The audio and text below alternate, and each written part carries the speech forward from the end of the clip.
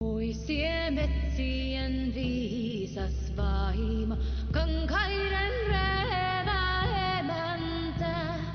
Poikuettaan hoivaava emo, meit vaali huomallas lämmitä. Oisie korkea kaitseva valtias, taivaiden hyvä isäntä. Ikiukko tietäjä, 1000-vuotias näkymätön, mutta läsnä. Opetan kuinka astua tällä kamaralla. Jokainen hetki sinun nimesi. Kuinka juurtua seisoo vakana myrskyn nahalla. Jokainen hetki sinun nimesi. Opetan kuinka ilma hengittää. Jokainen hetki sinun nimesi. Kuinka elämän lahjastas kiittää. Jokainen hetki sinun nimesi. Oi se lapsuusein, se kallein vain. Tunnethan maan jalkojessalla. Ympärilläsi ilman aina vaan.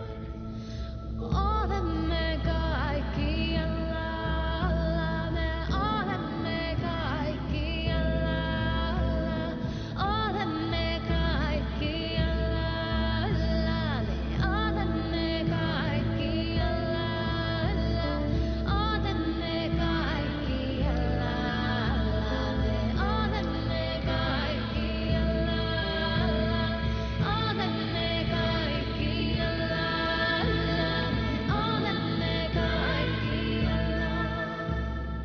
Tunne sisymälläs, niin näet meidät silmilläs. Välissä ruumiin ja henki maailman rauhan kaikkein puhtaimman.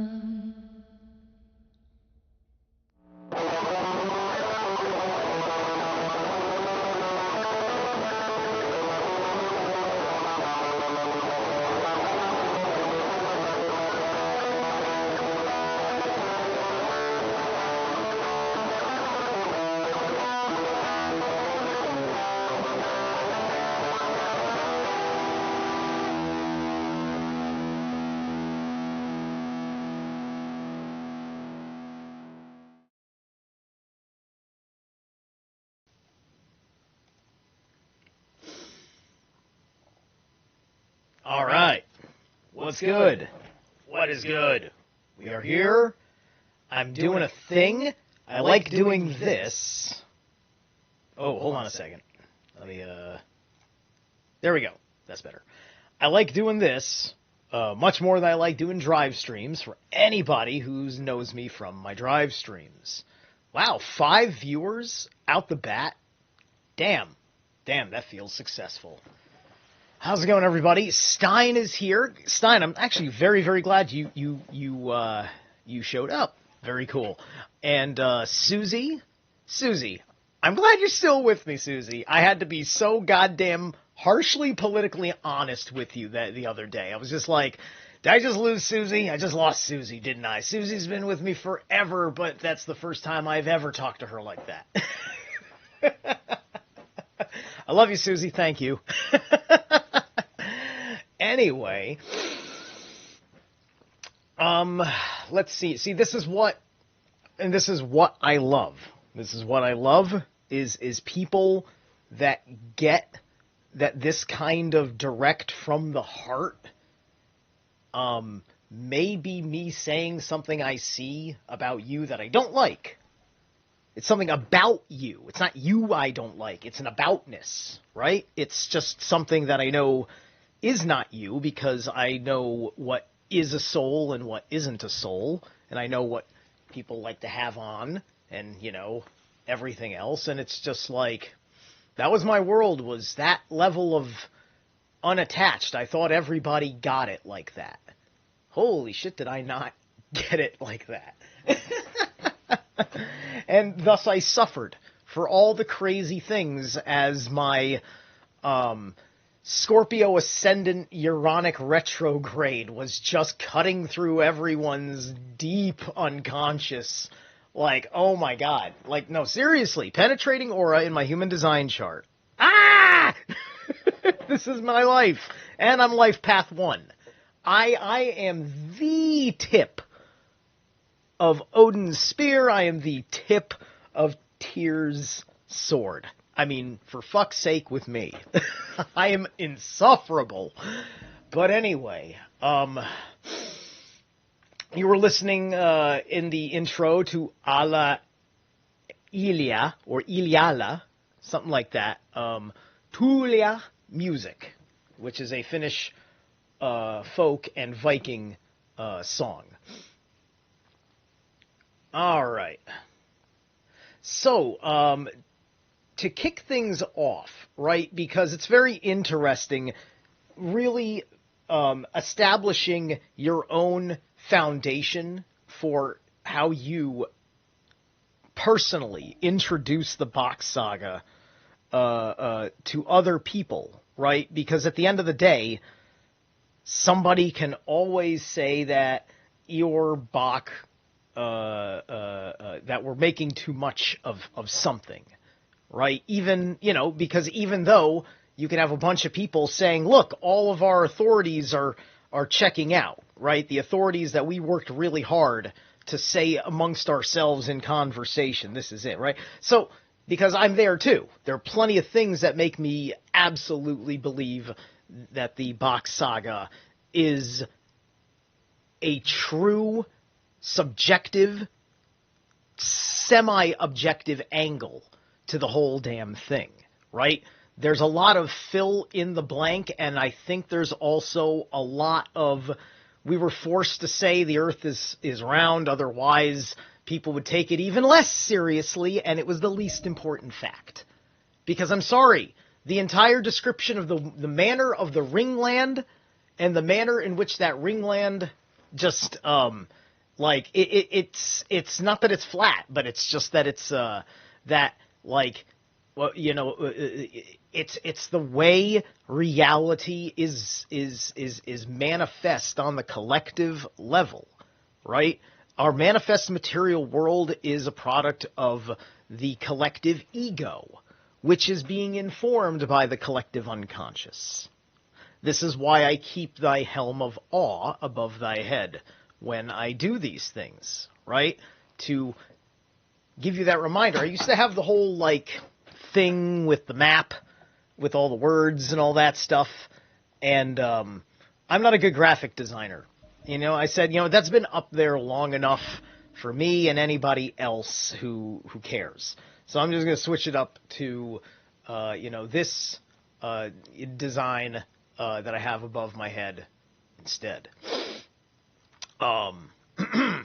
So, I'm picking first an excerpt from the preface of the Kalevala. When I read, if those of you who heard my read of the Kalevala, I didn't read the foreword, like the stuff before it even gets to the proem, which is which is like the forward poem to the actual Kalevala story at Rune 1.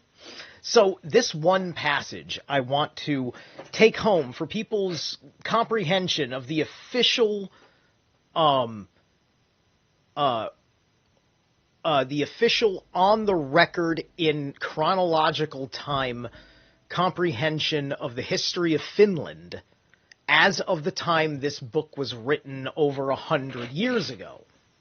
The Kalevala dates back to an enormous antiquity.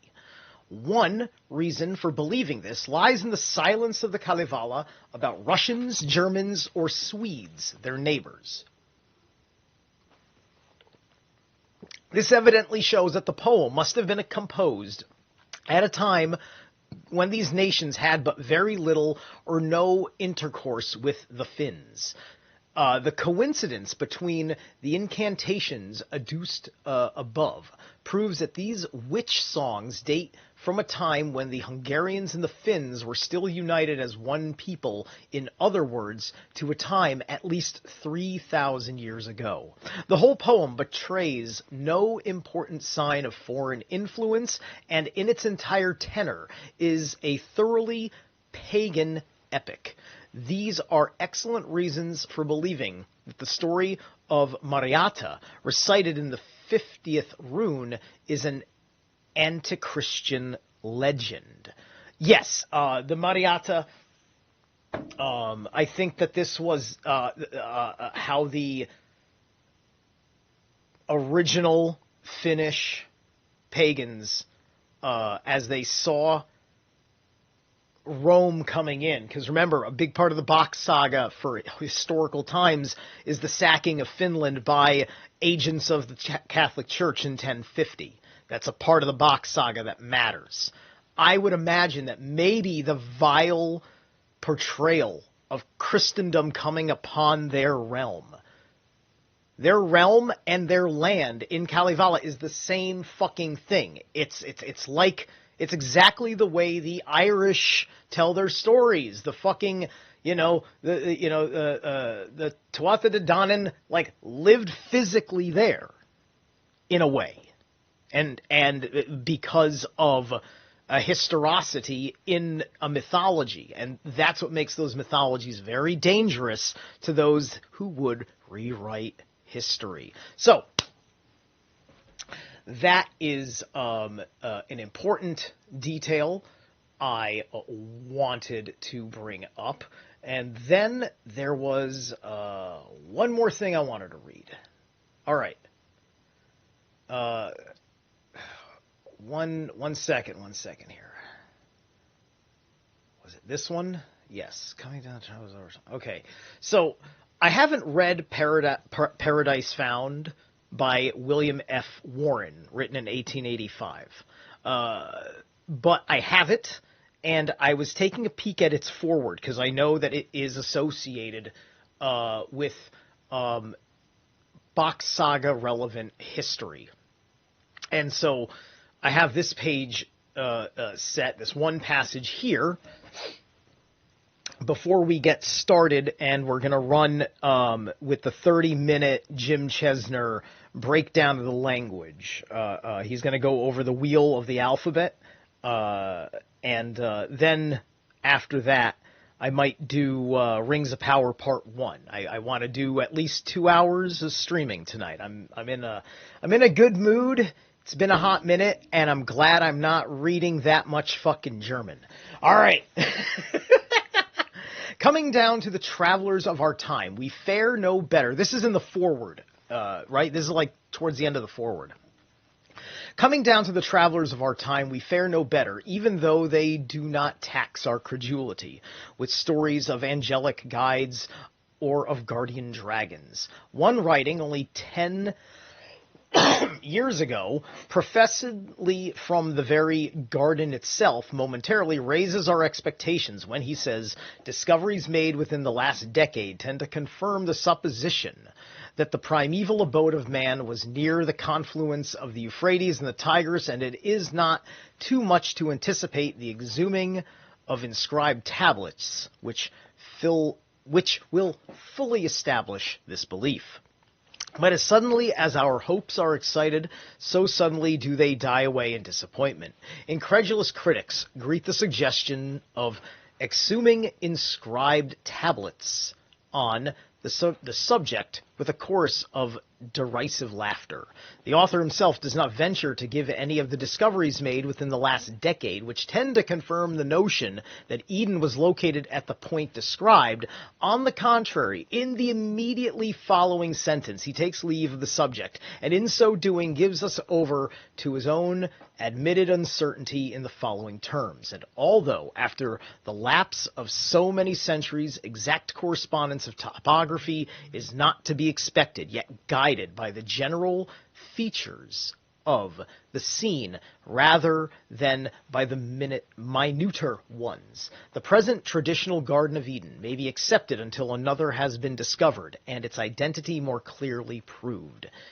In such darkness dies out the kindled hope. Meantime, in a letter to Sir Roderick Murchison, published in the Athenaeum, not far from the same date, the indefatigable Livingston disclosed the secret of his tireless perambulations through Central Africa. He believed that at the sources of the Nile, could he once discover them, he would stand upon the site of the primeval paradise. Evidently, exploration, wonderful as have been its achievements, has not yet solved the problem of the site of Eden. To this day, the word of Pindar, uttered 500 years before Christ, has remained true.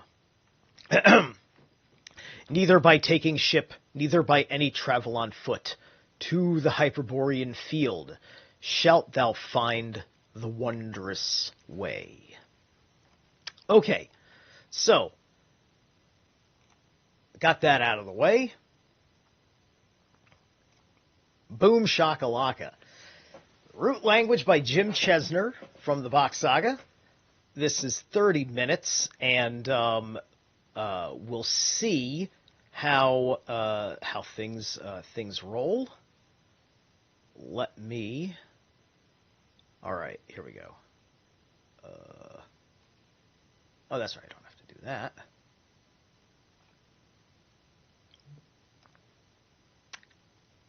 Bear with me. I have things in the way. The tattered of organized stuff.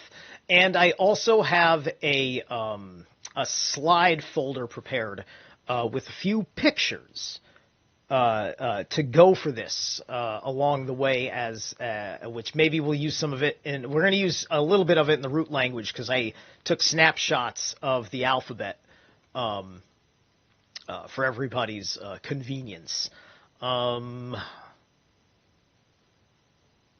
Now, where the hell is it? There it is.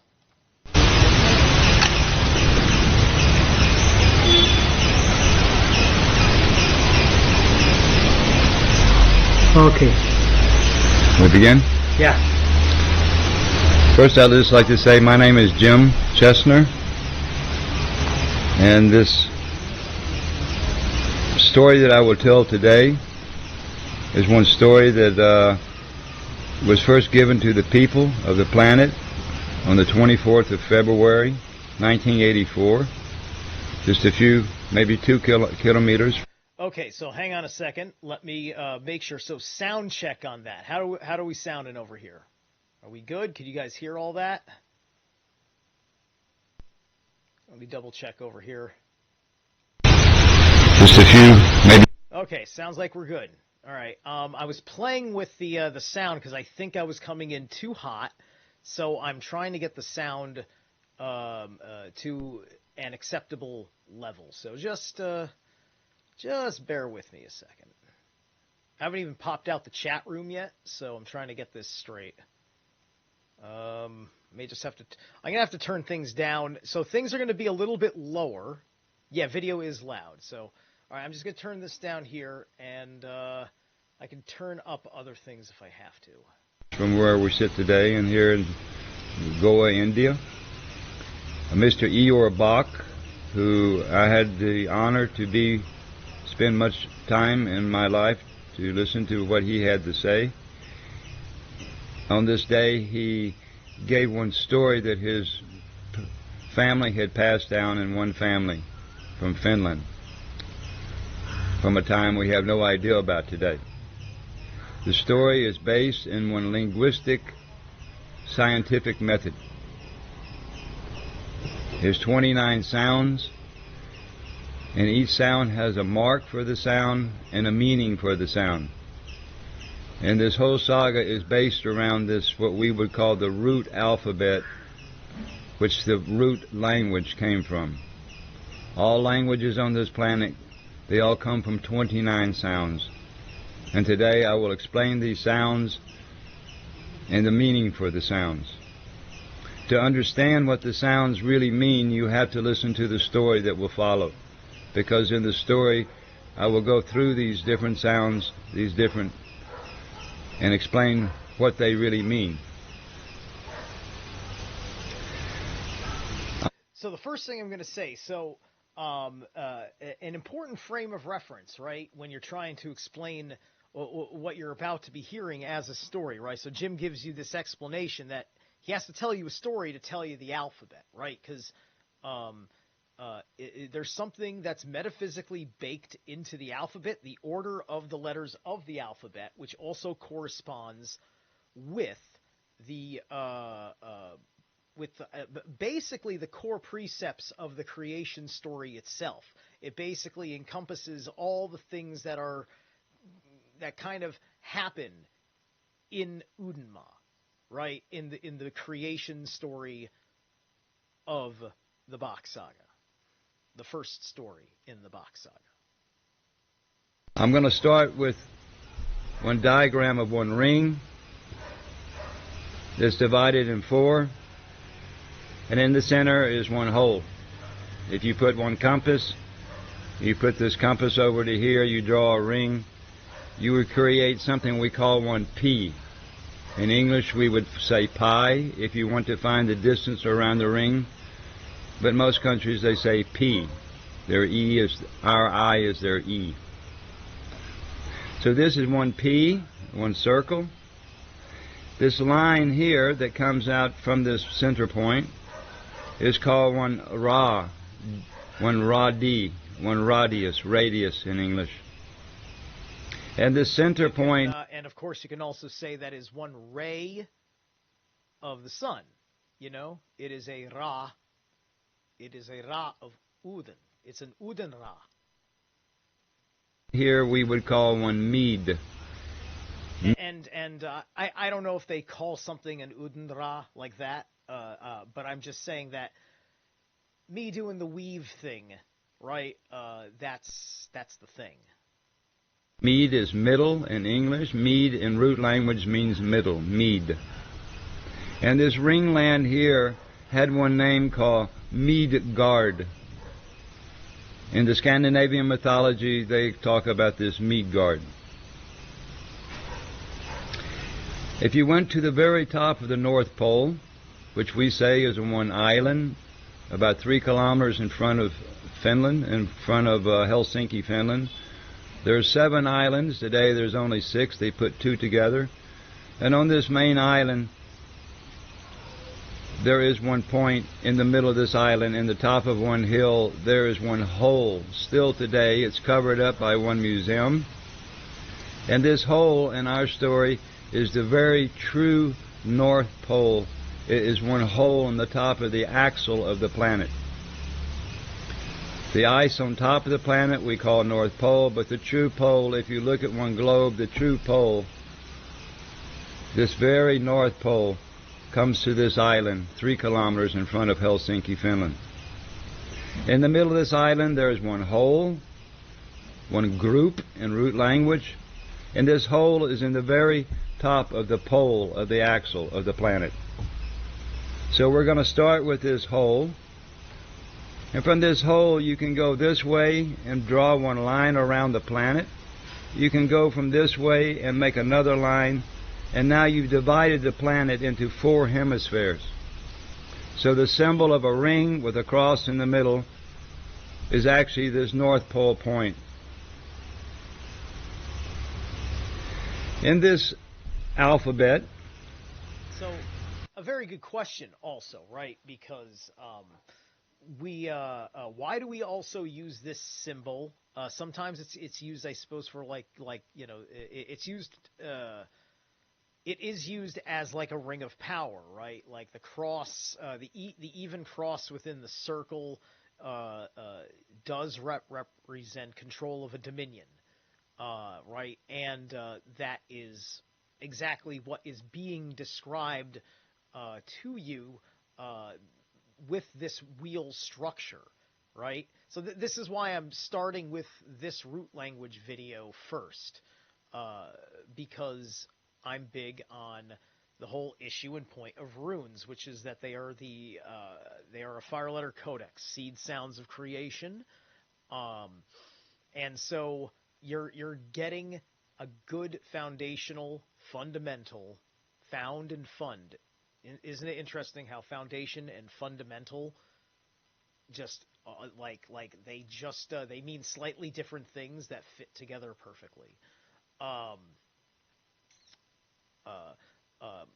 Language cohesion that helps you.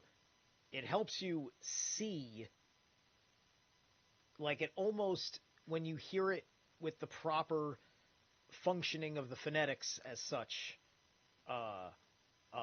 you're bypassing the dad jokeness of what it of the punning, because we're not talking about puns, we're talking about etymology, because we literally need it to re-understand the way certain stories are told. And in fact, I think the reason why puns are mocked in certain ways on such a level, and it's so crazy how many of them are ridiculously sexual. It's like something fucking crazy happened when we started doing more things and didn't have the words for them or something, and we seem to only have sexual reference points for everything, right? And we've been made so uncomfortable with personal sexual reference in terms of telling the story of who we are, which you have to. Who fucked who to make me? We have to be adults about that question. But anyway.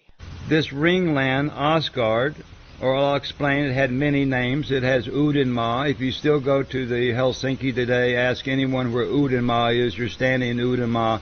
And Udenma has a center point on this island, and it has a radius of 125 kilometers in both ways, a diameter of 250 kilometers. It's one ringland at the very North Pole, 250 kilometers across. And this is all still exists today. This is where the four corners of the world meet, as they say. It's where the four hemispheres meet, right here. In this ringland, in this story, I will explain one family of people, actually two families of people, one group of people called the Asur people. The sound Asur. And Asur are who this family who gave me this story, which I'll explain in the saga how I got this information. The people who come out from this ring are called Vanir people. Inside the ring, the Asur people. Outside the ring, the Vanir people. And I'll explain in the story who these two people are, the Asur and the Van people. As and Van. This alphabet starts with at 12 o'clock with the sound E.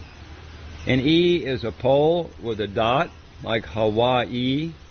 In English we call it I, but E is at 12 o'clock. And this is the beginning of this alphabet. There's 23 sounds inside the ring, and there's 6 more sounds outside the ring, which I'll explain in a minute. Now, and by the way, so if you're seeing on here, right, for V, right, these early names are being explained, right, to tell you they have this very, very close correlation with that first letter of the word that is their name, right? So there's the V over there, and the V is pronounced on its own they. And they is one of the three aspects of Odin, Vili, and Ve, who are in only the instance of destroying Ymir, kind of a actual triplified emanation. There isn't a tremendous amount of Vili and Ve outside of it, which is why it's considered kind of an emanation. So if you understand the Bock Saga a better way, through kind of the admixture of what happened with it turning into the Norse Eddas in Old Norse being spoken, you have Odin, you have the sun, and then and Odin is an Asir, and Odin is closest to the Asir are closer to Odin than the Vanir, right? Because they were first and they're in the inner ring, right? And then the Vanir are the earth gods, right? They're the nature gods, right? So there's this celestial, so you get your people of the skies, so people that were more like Aesir god worshippers. They ended up in the later Norse times. They all got along more so. Why? Because they're all remember that they're Aesir people. That's why they naturally were more about their Asgardian gods versus the Vanaheim gods, right? And there was some sort of conflict between those two tribes that is akin to what we know as the Asir-Vanir War shortly after Ymir was destroyed by Odin, Vili, and Ve, perhaps the Vanir.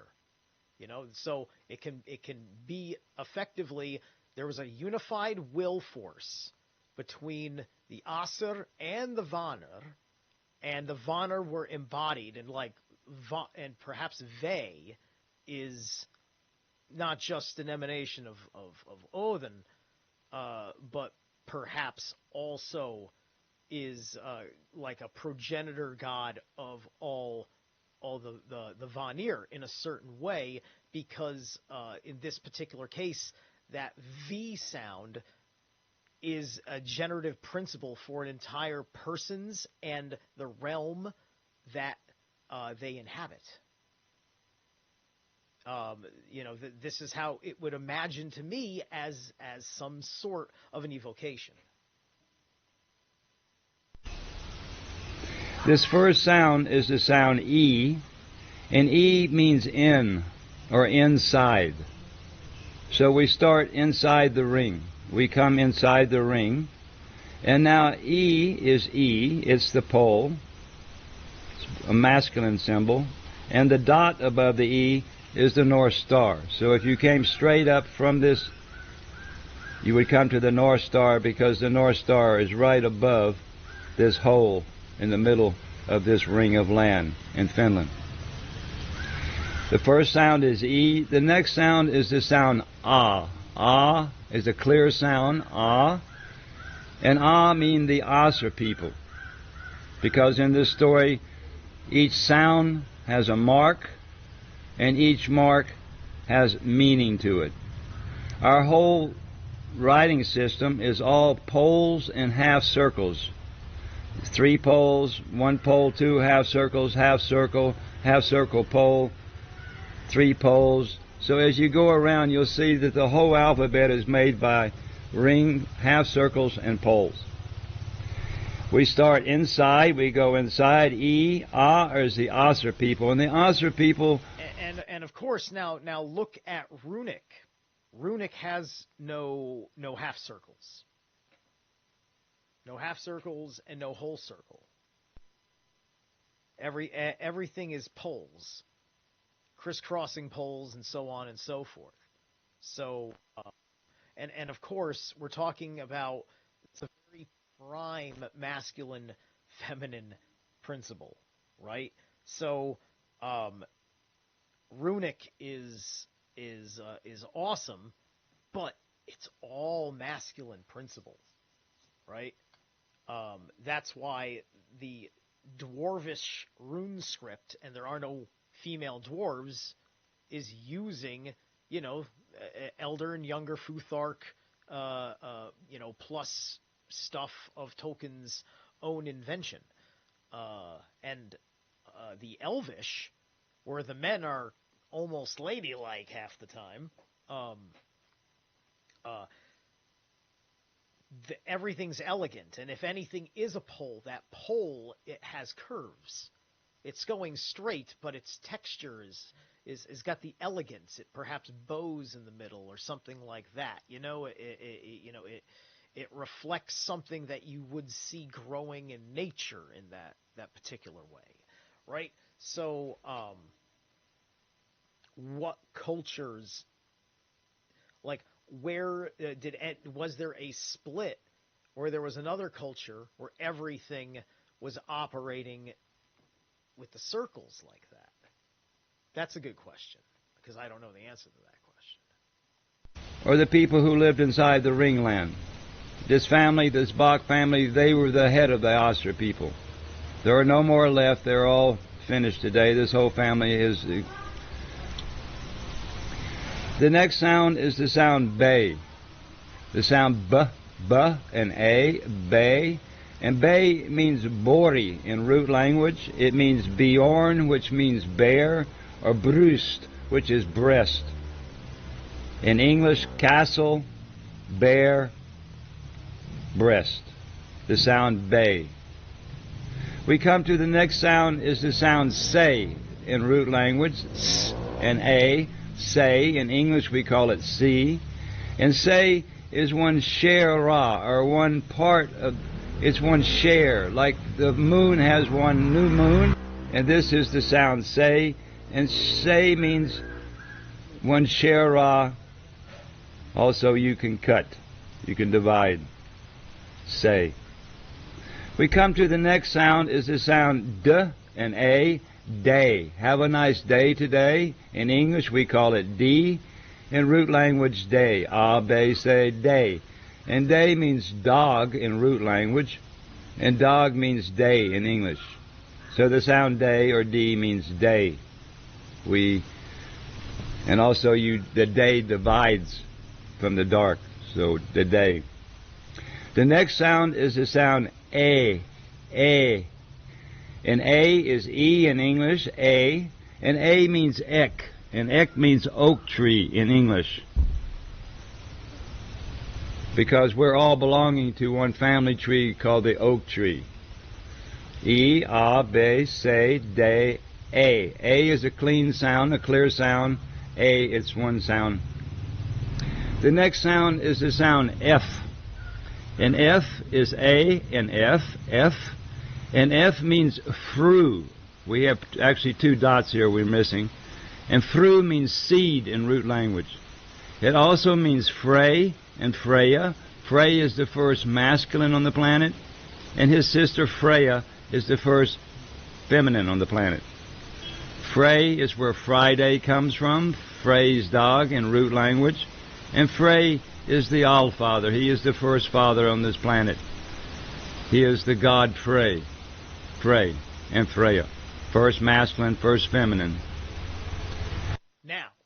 Now, if you look back in history a certain way, through proper research, study, and congruences, you'll notice that, the Allfather wasn't a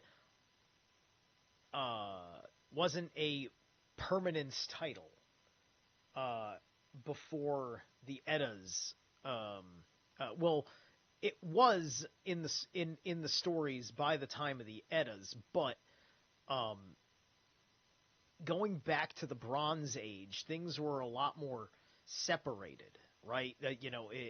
Things were a little bit more clean cut, and like certain tribes were kind of like a family.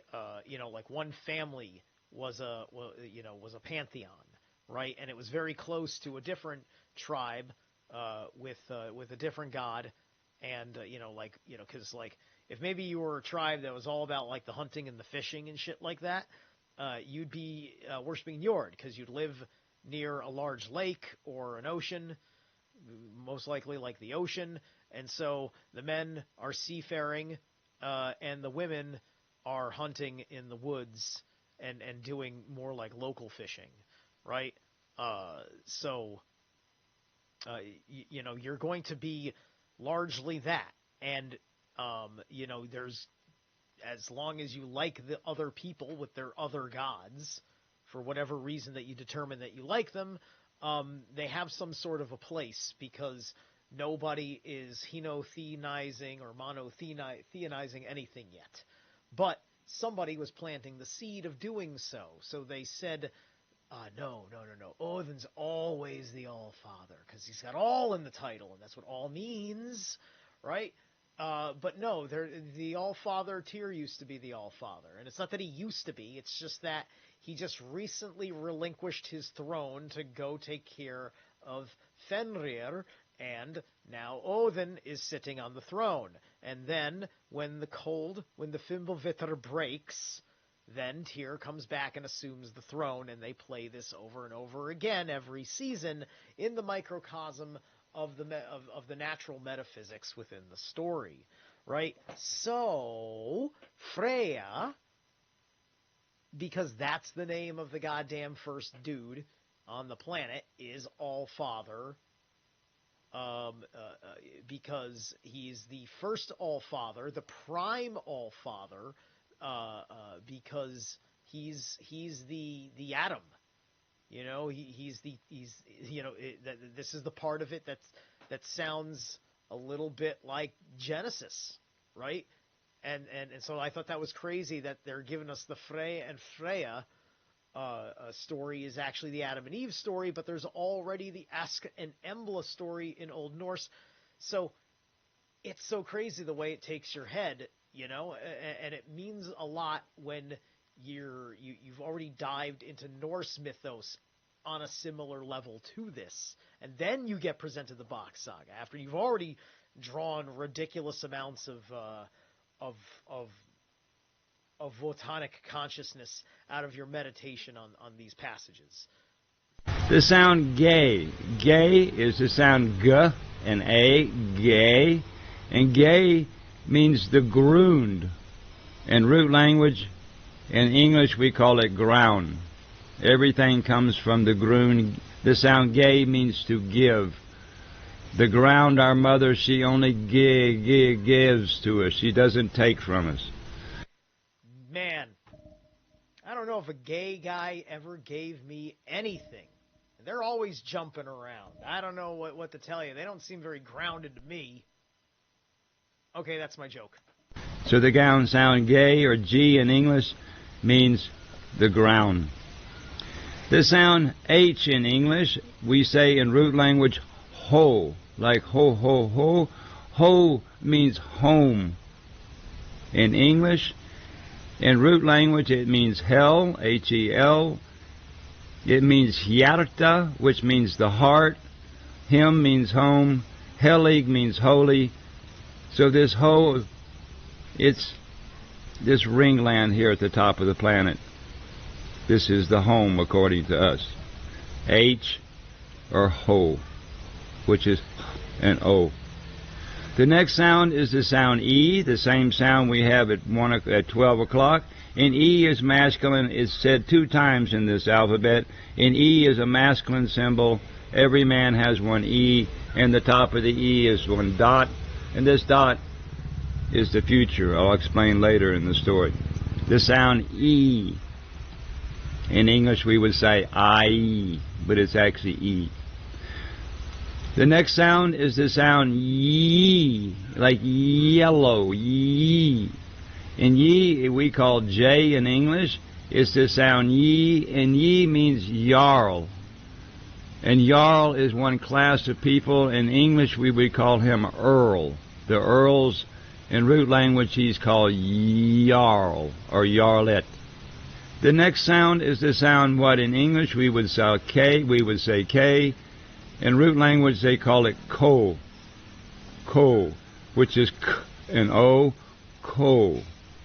And ko means Carl, or the middle class of people. K, ko, Carl. Upper class, middle class. The next sound is the sound L, and L is the sound A, L, L, and L means log, or law, or logic. So this story is based in one logic and one log. The sound L is L in English and in root language. And, that makes me also, think on a certain level because we have the Laguz rune, and the Laguz rune is, you don't think in those particular terms, because it's the lake, and it's got this emphasis on the depths and looking for a kind of invisible and elusive desire, right? And it's that underlying emotional charge that drives you. The next sound is the sound M. M is the sound M in root, also in English, M. And M means mone, or moon in English. So when we see the sound M, it has something to do with the moon. The next sound is the sound N. And N, for us, is the knowledge. We spell knowledge, knowledge, K-N, but it's actually knowledge. So N means knowledge, and knowledge is Nordstjernan. In English, the North Star. And the North Star is the star that's straight above the pole of the planet. It's the top of the E. This point up here is called the North Star, the Polaris. And it means knowledge, which I'll explain later. The sound N. E, A, B, C, D, A, F, G, Ho, E, Y, Ko, L, M, N. The next sound, the 16th sound, is the sound ooh. And ooh is a ring. Ooh, when you form your mouth, is one ring. And ooh is a ring, and Udin, it means Udin. And Udin, I will explain in the saga. I'll explain what Udin is. Udin is the sun. Udin is everything. But Udin is a ring. And the sound ooh. So this also gets to the other thing about Allfather, right? It's like, Odin's got the bazillions of names, right? So I think that we forgot how to explain when we met people that were crazy, that spoke a different language and invaded our lands and took over our culture. That when we said Udin, we were talking about the sun, right? The sun who created the Allfather, right? And so then that got turned into Udin is the Allfather, which he is, but then somehow that name gets thrown onto all the other epithets for Odin that are the ones that we use less often.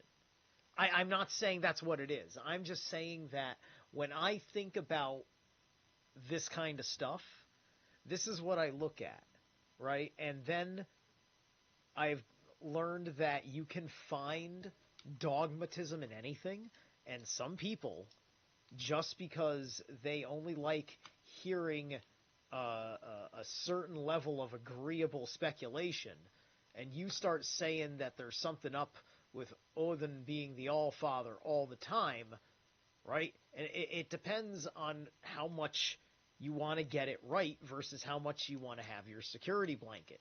And plenty of Norsemen out there that aren't interested in being animist for whatever deep personal reasons makes them not like us. They can't handle the idea that anybody could be an authority on saying that this is like this and this is like that. Not that it's about, quote, authority in the way that you're fucking thinking about. Right? The only thing to be fucking worried about with any of this is if you're gonna do something crazy. Otherwise, you're asking questions and perhaps speculating on the question to see if you can find the answer within the scope, because you're now sitting down to think about it more.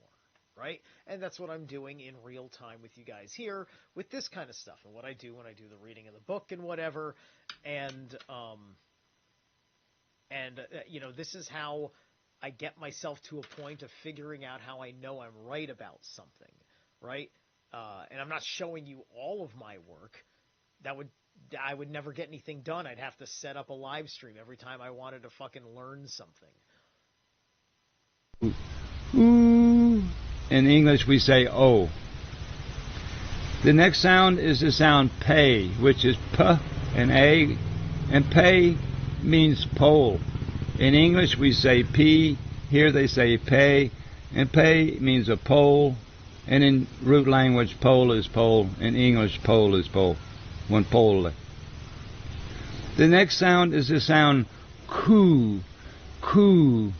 And Q, in English, we say Q, but in root language, the sound is ko and u, Q. And Q is quadrat.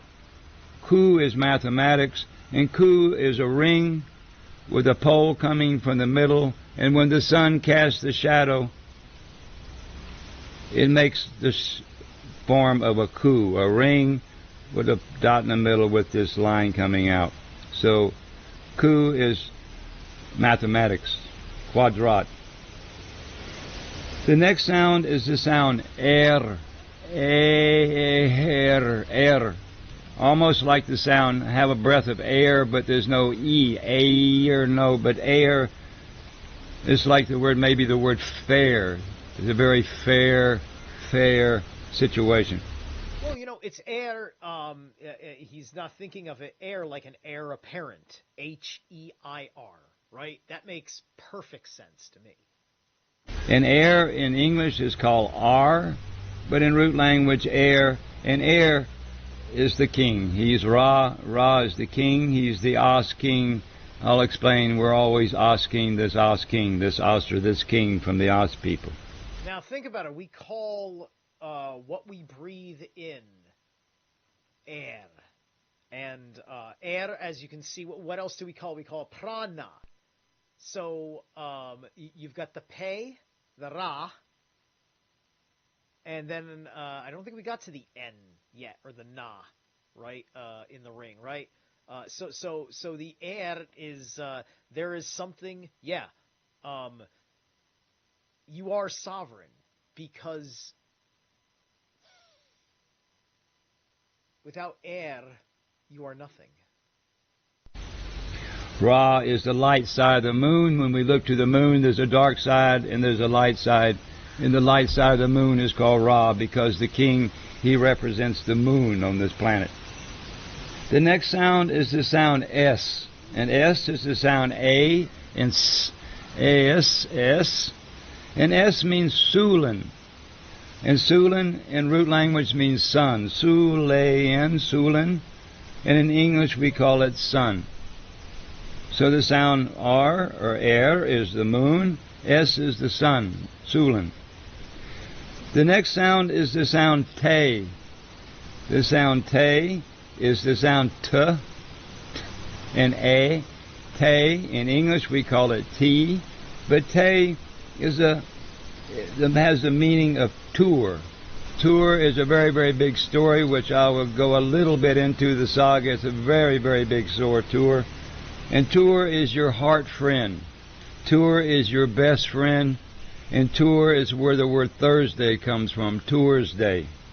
Tour backwards is root, te-u-er-u-te, and root means the beginning. This is the root language, the tour language.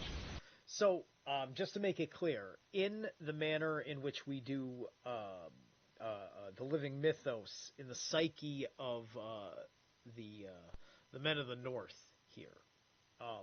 This Tor, Tor being Thor, right? It's like, you know, if you've done enough sufficient work with Thor, or done enough Thor ritual work, you know, to understand what it's like, kind of like being on that avatar, right? He's this invisible big brother that's right fucking there, like this big bear that walks in the room with you, right? And so that's your Tor friend. It's big brother, right? So, that's the you know, the deep state stole this deep inner idea that comes from that deep inner ideal, right? This is what they did to the Greeks when they co-opted Zeus and turned him into a tyrant, right? Because it's the manner in which we act on our convictions, and that fine line of not crossing natural law, but knowing that that conviction means that you have a personal responsibility to uphold it when you see it in front of your face, and to not be the coward when the world presents evil in front of you, right? To do the right thing regardless of whether you're afraid that you'll lose in court. How many people are cowards because they wouldn't know how to defend their integrity for their actions in court, and they let the wrong thing happen because you know, because they lied to themselves about the victim's chances, right? This kind of thing. So you have to be your own big brother. It's the only way to keep Big Brother off of your fucking back. And Tor is your best friend, your Tor friend. The next sound is the sound oo, oo. And oo is you in English, you, but in root language it's the sound oo, and it means Ursprung. And Ursprung in this root language means the origin, where the life sprung up from, the origin. The sound oo, the origin in English. And it's one clean sound, clear sound called oo. The next sound is the sound ve. In English we would call it v, but the sound ve, v, and a, ve. And ve means the Vonner people. And the Vonner people, I'll explain in this ring, the Vonner people are the people outside this ring at the top of the planet with the pole in the center. So in this story, I will give it in root language first. This story, this ring of sounds, gives one story. And the root language, it goes like this, which root language is much, much like Swedish is today. So if you understand Swedish, you would all for sure understand this. E is inside. Inside Aseners Bori. Say dagens ekens fru grund hell. In Jarnes Karlnes log. Moni Norrkärnan Udin Polen kvadrat. Ra sul tur Ursprung. Bonner E and Aseners Bori. In English, I will give it in the English now. So, Aseners Bori, he said Bori, and Bori is one of the fathers of Odin. Isn't that interesting? Inside the Aseners castle, you see the day of the oak tree's seeds in the ground of hell. Inside the Jarl and the Karl class of people, the logic of the moon, the North Star, the ring, and the pole make Q quadrat. Ra, the moon, and Sul, the sun, are Tor friends. They're best friends because the moon gets its light from the sun, so the best friend of the moon is the sun. Ra, the moon, Sul, the sun, are Tor friends, heart friends, and the origin of the Vonner people inside the Aseners castle. So it's talking in one story. As I tell the saga, I will explain about these Aser people at the top of the planet, how they moved out to be Vonner people and covered this whole planet in people. So it's that point in this video is exactly why I wanted to start with this one, because the ones I've heard thus far that I could find with Eeyore explaining it are not great reproductions yet. It's not. It wasn't a high enough quality, especially listening through Eeyore's accent on top of that. And if I'm not hearing the consonant or the sound hit just right, it ruined. Like, you have to hear the story with clear ears. And so it takes several listenings to really, know that you actually heard it right. I would not be able to have a conversation with you on a reproduction of that. This, however, is crystal clear, high definition audio recordings, because Jim Chesnar only passed away recently. And guys like Stein know guys that are in on the Bock Saga, right? Because I think you had a Bock Saga official person on your podcast, right? Go ahead and post a link for that, Stein, in here for your best Bock Saga episode. And they're coming out from one castle, which I have pictures of the castle. All this is one ring of sounds, which will explain. There's much more detail you could put in this, but I want to make it very simple today. Outside the ring, there are 6 more sounds. The sound X, which is the sound A, Co, S, X. 3 sounds, like Alex, X. X is a symbol for the tour. Also, Ek means the oak tree, so S means it belongs to, so this tour is part of one oak tree system. X.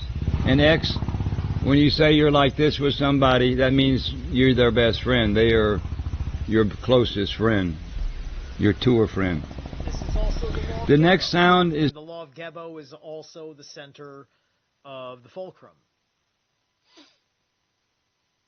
This is sound Y. And this word that it comes with it is called Yggdrasil. Yggdrasil. And I'll point out the Uwaj rune is, like that pronunciation is pronunciating Uwaj. In English we call it Y. Why do you make it to be Y? But anyway, in the sound, it's the sound Y. It's a clear sound Y. And Yggdrasil is the world tree of all living things. It was one ash tree about 80 kilometers, 60 kilometers to the west of Helsinki, Finland. Anyway, it's one ash tree. It's a woman's tree. It belongs to the highest woman, to the All-Mother, which I'll explain who this All-Mother was in this story. The sound Seta. In English we call it Z, but Seta is a flash. It's like a lightning bolt. 2 people have one Seta, one flash, one nice feeling with each other. It's a very big story, but we'll just leave it like that. It's a flash. Now, Zeta, so Zeta and is Seta, you're dropping the N. It's Satan, right? And what's he saying? It's like there's a nice feeling, there's a flash. It's like when they're calling out Satan, it's their guilt for a primordial feeling good, right?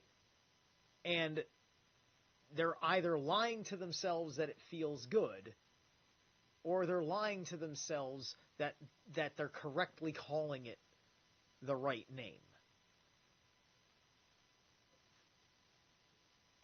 Flash between 2. And let's not forget that we also have Zeta used in all sorts of things, like Zeta Reticuli. So Satan Reticuli, get it. And of course, yes, and lightning flash. Thank you for reminding me. That's not a quote satanic in the broken mythos sense of the word.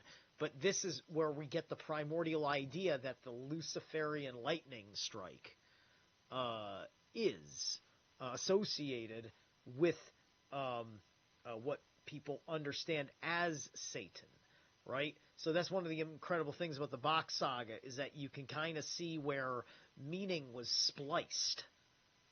That's what's crazy about this language, is how you see how meaning was spliced. People. The next sound is the sound O. O is a mark with a ring at the top, and O means rivers. If you go to the root language, if you say the sound O, they say, yes, it's one O, it's one river. The sound A, which is a pole with, actually should have two little dots. A is another clear sound. O is a clear sound. A is a clear sound. And A has to do with agriculture. It's maybe a little bit more female symbol. And like cat. Cat, at. In English. The last sound is the sound and has a ring with two dots, and means island. So if you ask someone in Sweden or somebody in South Finland, where is one they'll say that this is called one island. This island here, where this hole is, called Udens the island of Uden. So these sounds, they have marks, they have meanings, and here they also, these last 6 sounds, and this alphabet goes like this: E, A, B, C, D, E, F, G, H, E, Y, K, L, M, N, U, P, Q, R, S, T, U, V, X, Y, Z, O, A, and This last sound actually has 2 sounds. So I can say like that. This Bock Saga, the story that I will tell, is based on this ring of sounds and these 6 sounds outside the ring. But also it's based on 8 powers. Before we had religion on the planet, the people, we lived according to mythology, to mythology. Myth is a story, and logi means logic, so it's a story with logic. And these 8 powers, they go like this. The first one is Hell, H-E-L. And Hell is the North Pole. Hell is where this story comes from. Hell is one very beautiful place on the planet, which I'll explain. The next sound is the sound Bock. And Bock is the family that this story comes from. Bock, this is called the Bock Saga. It's one story that was passed down in one family called the Bock family. So the Bock. E is the masculine symbol for the Bock. E is a pole with a dot above it. Every man has one E. And E is a very, very big sound in this story. Hell, Bock, E. The 4th sound is the sound Uden. Uden. And Uden for us is a ring. Uden is everything. And Uden is the sound, the ring over here at 16. Hell, Bock, E, Uden, and Uden is the sun. I'll explain this in the saga. It's the 4th power. The 5th power is called Ra, and Ra is a very, very big story. Ra will say is the king. Ra is the moon, the light part of the moon, and Ra is part of an old money system of anyway, Ra. Tur is the 6th power, the sex power. And Tur is your heart friend or your best friend. Tur, where the word Thursday comes from. Tur's dog. They call him Tur today, or Tur's hammer. Woman has Tur, and man has Tur. We both have Tur. The 7th power is called Frey, and Frey is the masculine. Frey is where Friday comes from, Frey's dog. We have one English language called Godfrey, the Godfrey, the Good Friday, the Good Frey, the Godfrey. And the 8th power is called Freya. It's the infinity, it's the last, it's the 8th power. And Freya is the feminine She is the future. And Freya. 8 powers. Hel, Bock, E, Uden, Ra, Tur, Frey, Freya. And this whole saga is based, as you hear me tell the story, I will explain what all these sounds, what they mean. So the saga is based on the sound system and these 8 powers. And today I just wanted to explain a little bit about this center ring at the top of the planet. If you go to this island in front of Helsinki, there is one hole in the very top in the granite. You cannot see this hole today. It would be very easy to show if we could get the museum there in the Finland to let us expose this. But so far, the museum In the Welcome to Hell film that they made, and they go there. They don't get to open up the hole, but they show you the cap where the hole is, right? And it's in the building, covered up in the building, and it's small, right?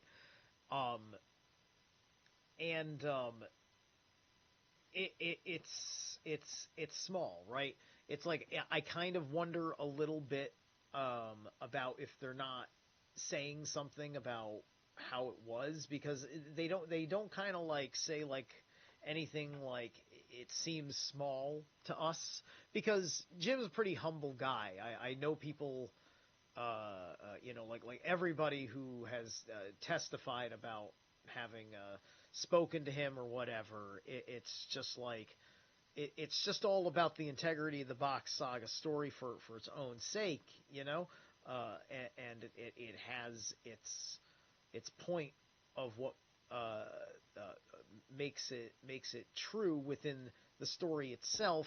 And as time has gone on, more and more proof has continued to validate and confirm the infrastructure of the Bock Saga underneath more factual history as we have been putting the pieces together, right?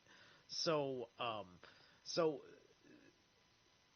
it makes me wonder, because you would think of this Axis Mundi hole being a massive fucking thing, because maybe like the World Tree was connected to it and yada yada yada. It's just like you've got a Lord of the Rings epic of what this place is like in your head, right? And so it might be, or it could be more that it's near there, off by a few degrees along that meridian, and it's a great crater that just is part of the valley, and nobody realizes it's a big fucking hole because it's a big valley or something like that. I'm just saying the hole has to be massive to me. It's one of my few things where I'm just like, I have every reason to believe most of this, but this is one of those places where I'm not going to let cognitive dissonance happen.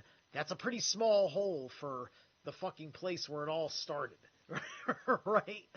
And the authorities there in Finland have nothing to do with this. They won't listen to any of this.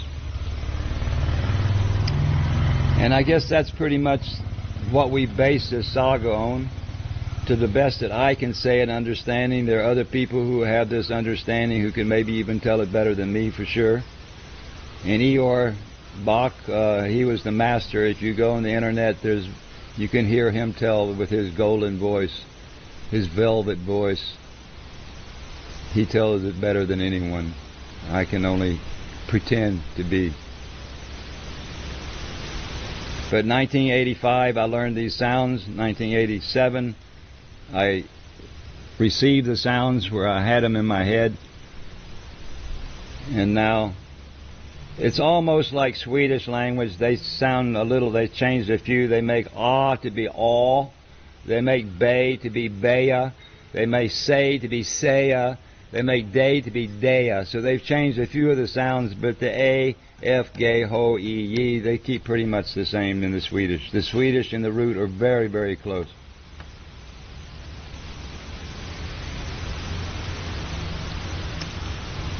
And I think we just wait to continue when you hear the saga that I will tell. For every few minutes of time that we talk in the saga, there are hours and hours and hours of explanation why we say it like this. Yeah. But I can only give a small version of the sound system and what these means.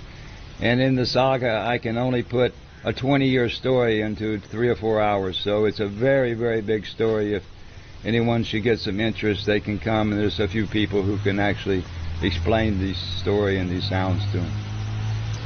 And I think that's enough for the explanation for this.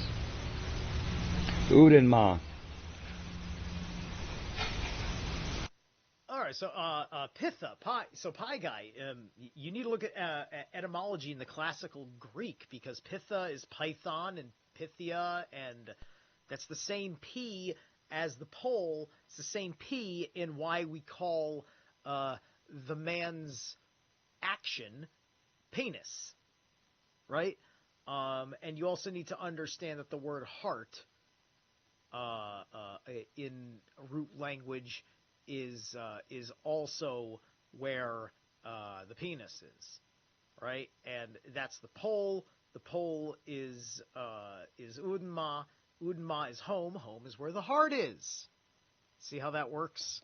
Like I just fucking like that's what learning the Bock Saga does for you. It makes you realize like little fucking phrases like that, and now all of a sudden you kind of have a sense of an origin of home is where the heart is.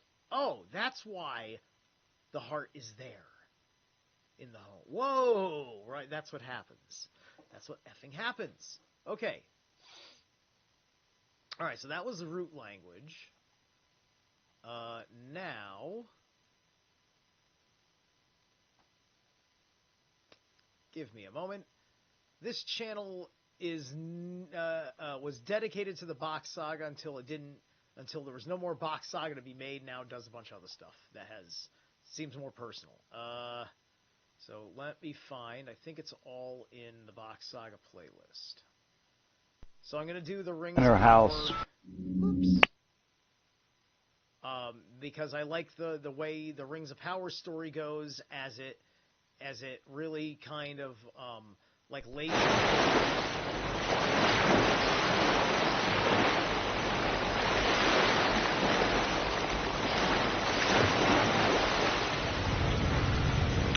This story that I tell tonight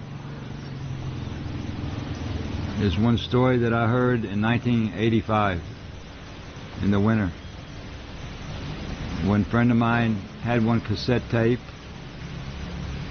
He said that one man in Finland had told one story to him, and I had much respect for this friend of mine, and for him to tell me this story was what it was. I listened to this cassette many, many, many times of one friend of mine from Middle Europe who was telling the saga, who had learned it from this man from Finland. This family that this story comes from is the oldest family on the planet, according to my understanding. And they're called the Bock, B-O-C-K, the Bock family.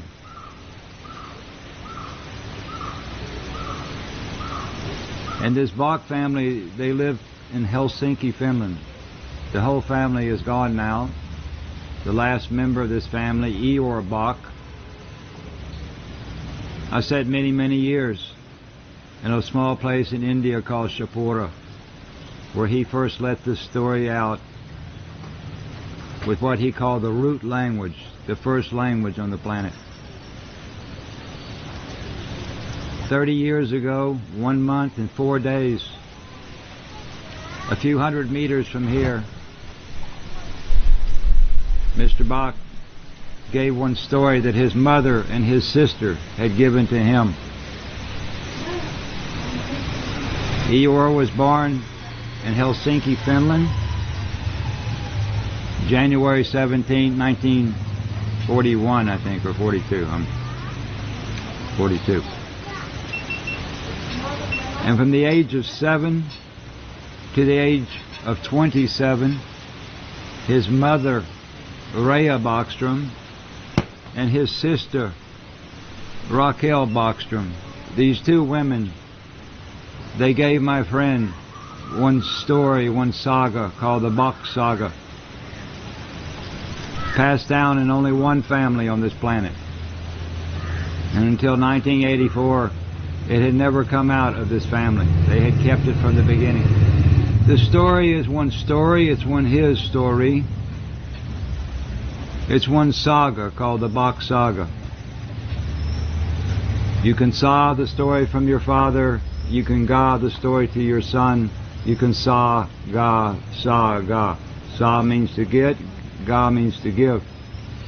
You get the story. You give the story. This story is based in one root language, one first language on this planet. It is also a mythology, or what they call one mythology. It's called the Wainamoinen mythology. It is the oldest mythology on the planet. Before we had religion, we all lived according to mythologies on the planet. Hawaiians have mythology. Aborigines have mythology. Greek has mythology. Roman have mythology. Red Indian have mythology. Scandinavia has mythology. So mythology are stories about how we live in a time before what we call the three great religions today.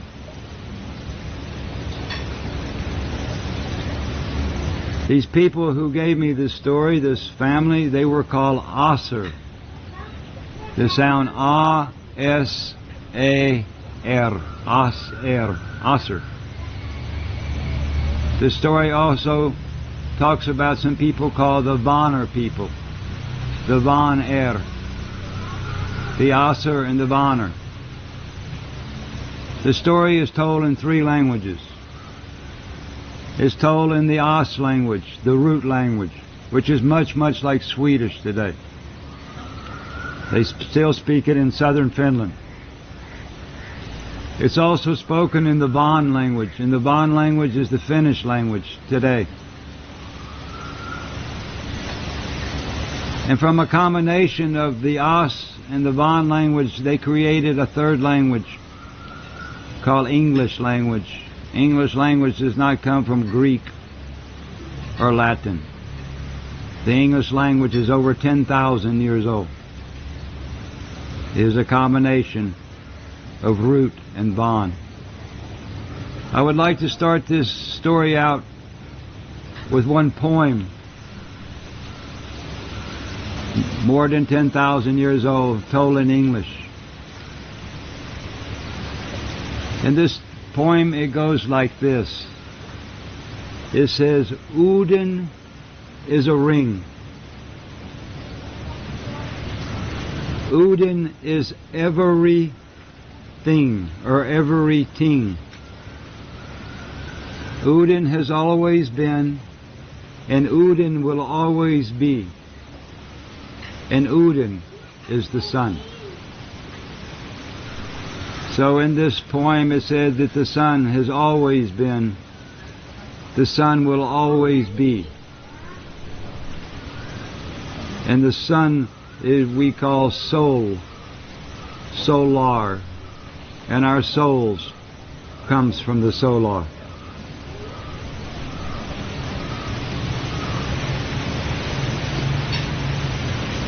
These Asur people, they had a true logic called astrology.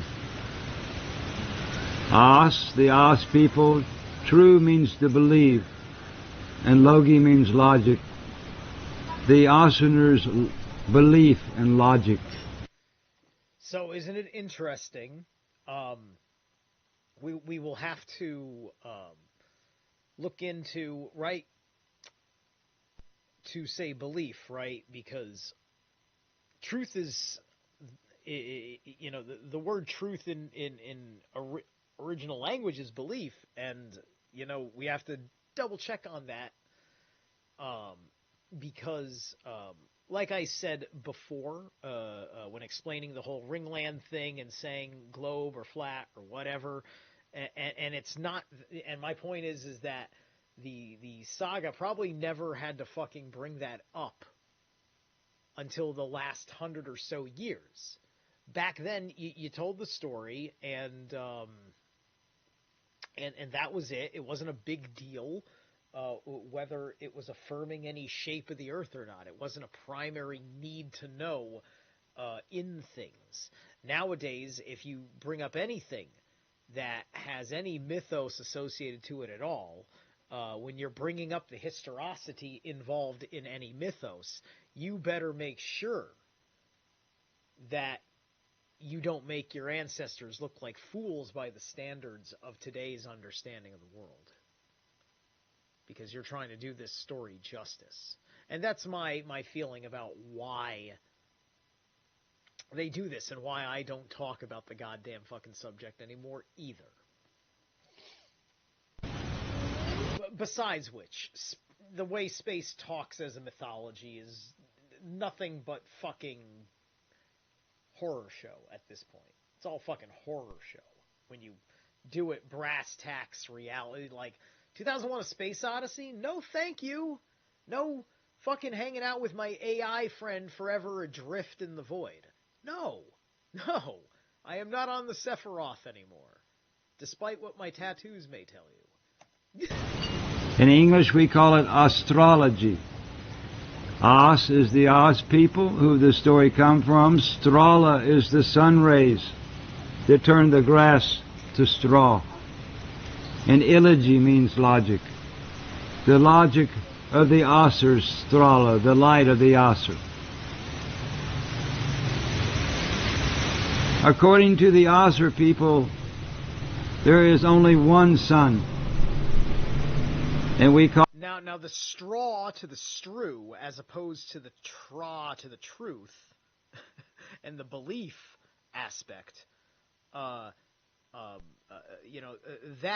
is less controversial, right? That's less controversial. That's an important distinction. Call it Sulin. Yes, that's right, the Klipoth. And I'm gonna fucking say it right now. Listen, guys.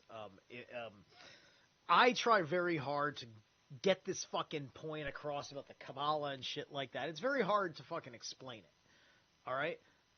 If you go to my mentor in the Temple of the White Dragon, Black Earth Productions channel, Seth Gizboza, the new History of Carpathia Volume 2 came out, and in it, a big chunk for most of it is the dissection of the trunk of the Sephiroth.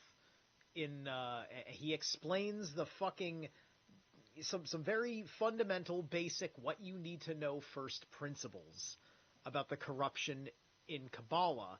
That is what is different and what we do not do in our temple, as we are operating within the function of the true tree of life, not the tree of stagnation and death, which people do not understand because they think that I am trying to set some sort of groundwork for the bad man to come and do horrible things like they did 70 some odd years ago.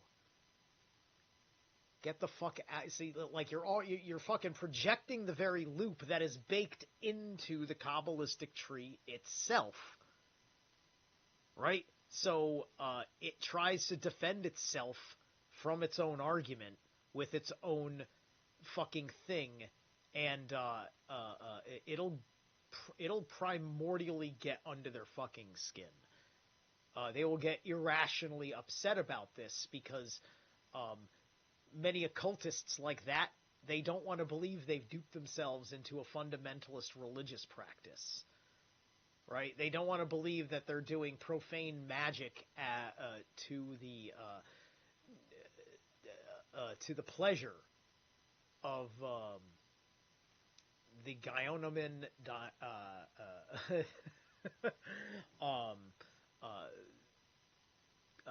power structure. And that's a bunch of crazy shit that is about a very important villainy to know about, because they're the kinds of people that are trying to weave their inverted universe into the natural order of how we understand the story of who we are. That's why the Bock Saga matters. in root language. In English we call it sun, and in Van language they call it Aulrinko. They said there is only one moon, Muno. Solo, one sun, Muno, one moon.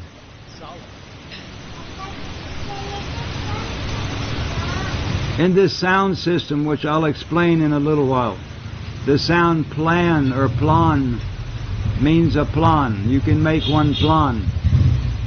And the sound et means one in the root language, et, tro, tre. So there's only one plan. There's only one planet. And we're sitting on our mother planet. If there's no plants, it's not a planet. So in the way that these people thought... And then, but so once again, it at least is bold enough to say that space is fake and gay. Right? I mean, theoretically, right? Because the people that say space is fake and gay also say the same thing. Right? So, it wasn't all compromise. Mars and Venus and Saturn, these are not planets. These are stars. And stars are not planets. And I'll give the difference between a star, a moon, the sun, and a planet. The sun is one disk. It is one shining ball. And this disk, this shining ball, shines its stralas, its light rays, in all directions through this universe. Even the backside of the sun shines backwards. And the sun has always been, and the sun will always be. It is not a star, as they say today. And when these stralas of light rays go through this vacuum in all directions, the sun is constant. It doesn't go on and off, on and off. It is constant light in every direction that you can see. And these light stralas, when they go through the vacuum, through the space, these light rays, they go forever. The farthest star you can see out there, the sun can shine past this star. The sun shines every direction, constantly. And so once again, this also affirms with the space is fake and gay. An argument is, why is it when everybody starts filming shit in, quote, outer space, there are no stars? Because the stars are local, and you've gone past them, and you're getting nothing but the darkness of the Gununga Gap, in which Udin feeds its light and life into the earth. Forever. And when these stralas come 6 light years, 60 light years, 600 light years, as they're coming through this vacuum from one sun, it comes to something we call one star. And star is not a sun. Star has a different name. It's a different thing. And this story says that the stars are made from 3 material. They're made from metal, ice, and gas, or gas. Ice, metal, and gas. 3 highly reflective materials. And when this strala from the sun comes and comes and comes to one of these balls we call stars, the light hits the star and cannot go through the star. So it hits the star and reflects a light back to us here on the planet Earth. If the sun didn't shine, the stars wouldn't shine either.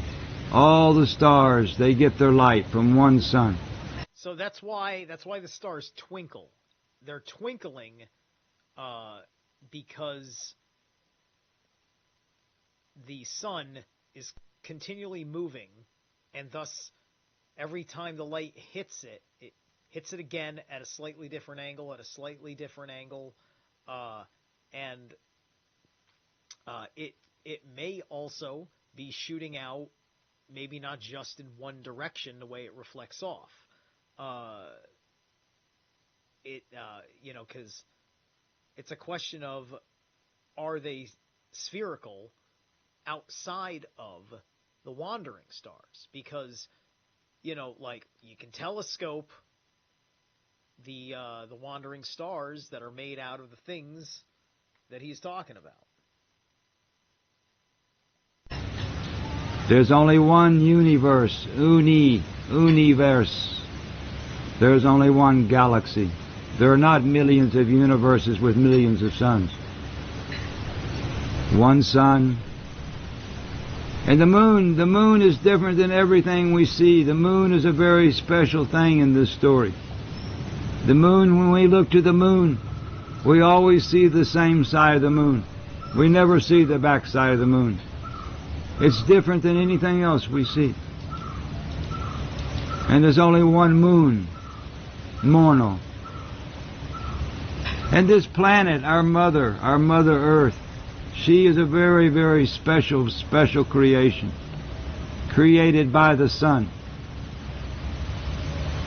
And if you go into the space and you look back at our mother, Mama doesn't reflect the light like Mars and Venus. Mama, she's a blue and green ball, and she sucks the light down and she creates a beautiful nature. She doesn't reflect the sun. And she's full of plants. And a planet must have plants. There's a plan to this ball, and I'll explain this plan tonight. Odin is a ring. When you look to the sun, you will see one orange disk. And around this ring, this disk, is one white ring. And this white ring is the sound. Ooh. It's a ring. Ooh. And ooh is female. The sound day. Ooh, day. Day is the light that shines from the sun that makes the day for us. Have a nice day today. Ooh, day. And the sound N means knowledge. We spell it knowledge, but it's knowledge. So N means the knowledge of the day with the white ring. Odin. Odin is a ring. Odin is everything. Ever means with no end. Forever and ever and ever. And means to do it again. You restart, you refinish, you redo, you rehave. So if you ever, again and again and again, it's infinity. You ever again, ever re. And a thing, or a ting, we say. This is a ting, a thing. This planet is a thing. The sun is a thing. The moon is a thing. The stars are things. The trees are things. Everything is a thing. So Odin is everything. That means the stars, they're created by Odin also, the sun. So like things, we perceive them in the material universe, and if you have a terrible outlook on the material universe, thingness is kind of that, quote, definition of the matrix you're trying to get out of. How do I get out of being a thing? Right? Because all these fucking matrix anxietified people have nowhere, their soul doesn't know where it wants to go. It's a completely evacuated sense of self-worth. If the sun doesn't shine, the star doesn't shine. So the stars are made from the light of Odin. The tree is made from Odin. I'm made from Odin. The sounds are made from Odin. Odin is a ring. Odin is everything. Odin has always been. That means the sun had no beginning. And the sun will have no end. Today the scientists want to give a beginning and an end, but there is no end. The soul is forever. And our soul comes from the sun. Odin is everything. Odin has always been, and Odin will always be. And Odin is the sun. And in this story, nobody made the sun. There is no space cowboy who made the sun, who made the light on the first day. The sun is what keeps everything going. If there's no sun, there's no light, there's no life, there's no consciousness, there's nothing. This whole planet becomes black and frozen. So even the source of consciousness comes from the sun. My consciousness, the dog, everything that's living, with no sun there is no consciousness. So the source of our consciousness, according to the sound system and the logic, comes from the sun.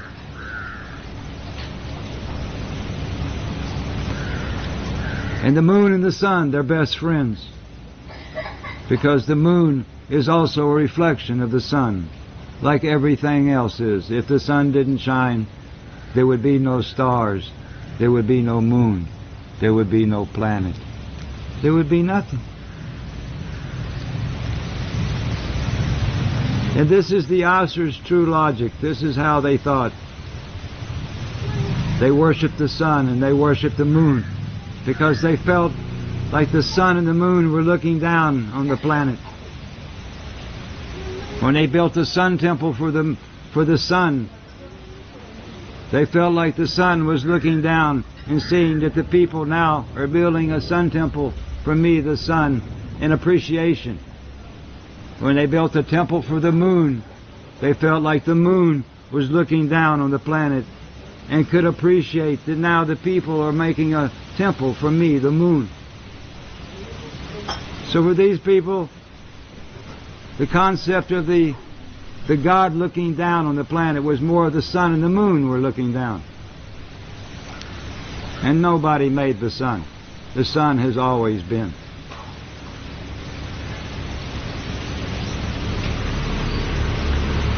I'll explain now where it comes from. The story is from a time we call pagan times, from a time long, long, long before the religions.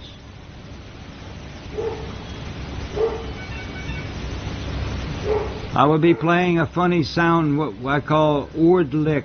I will be playing one game with words tonight. I will break words in pieces to show you how they constructed our languages, why these words are the way they are. They're not by accident. One day, the sun had one plan. And this plan was to make a special ball, something like it had never made before. The moon is older than the sun. The moon was already here before the planet came. And in this plan made by the sun, from the consciousness of the sun, Odin, it decided to make a ball that would be covered with plants, with green, something that it had never made before, because there's nowhere else in the universe who has what we have here. This is a very, very special gift that the sun gave to us, the people. It created one egg, one hot ball of magma. And this hot ball of magma was surrounded by one sack of water. And around this sack of water was one shell called atmosphere. The yellow, the water, the shell. Now remember, we talked, the Wainamoinen mythology is what the Bock Saga is about. And this here, if you've read Rune like 1 and like 2 or whatever of Kalevala, It's the birth of Wainamoinen is part of the birth of the universe. And the sun put this small little sun, this egg, put it off into the space. And this was floating through the universe like a little sun. And when this ball of magma, with this water around it, with this shell of, when he came to the perfect distance away from the sun, not too far because it would be too cold, not too close because it would be too hot. When he came to this perfect place to where now the plan is this magma, one day our mother, she exploded. Boom. And when she exploded, the magma exploded up mostly, not so much down, it exploded up. And where all of our continents today, Asia, America, Australia, Africa, all these things, they exploded out in the place where they are today. Asia here, Europe here, America here, Australia here. And this magma exploded out. And in the same second of the explosion, this water bubble around, it exploded, it popped. And the water rushed in between the hot magma, the hot rock. So this planet was created in one flash, not 7 days. And in the beginning there was just the rock, the granite, and the ocean. There was nothing living on the ball. And the very first sound on this planet was the wind. And from the strala of this sun coming into the water, there started a one-cell green organism. And so, by the way, at this point, when he says, then there's only one thing, the wind, there's totality of creation. At that point, he had mentioned all 5 elements. He had not mentioned air up until that moment. So we see how it worked. Udin, the sun, being the ether, reflecting the hero's path of the major arcana. And then here we are with the acing of our lower arcana suits. Called, in root language we call it algae. In English we call it algae. You can put one glass of water in the sun and tomorrow there'll be little green. And this... So, oh yeah, there you, algae, it's, so, I think that if that's straight up what it is in this root language, that means that you can also use that word not just for elk and not just for spiritual protection, but now you can also use it in the generative principle. I just got a rune upgrade in real time. You should be listening to the Bock Saga. This was the first life on the planet, not some gray muck somewhere. And from this green started something called evolution with the sunlight and the water. But the sun creates the water, because if the sun doesn't shine, the water becomes ice. And this green started to go through evolution and started to create new green plants. And in the ocean, all these green plants start to grow, different ones evolving from one cell green in the beginning. And when this green has covered the ocean and the lakes, it now moved on to the land and covered the land in green, because the sun had planned it this way. Oh, and another effing thing, now that I think about it, the Bock Saga is kind of telling you that the astronomers have inverted the Big Bang. right? It's just like the Big Bang happened to somewhere you don't know in the center of the universe, as opposed to the Big Bang happened at the core of the very planet that you're on.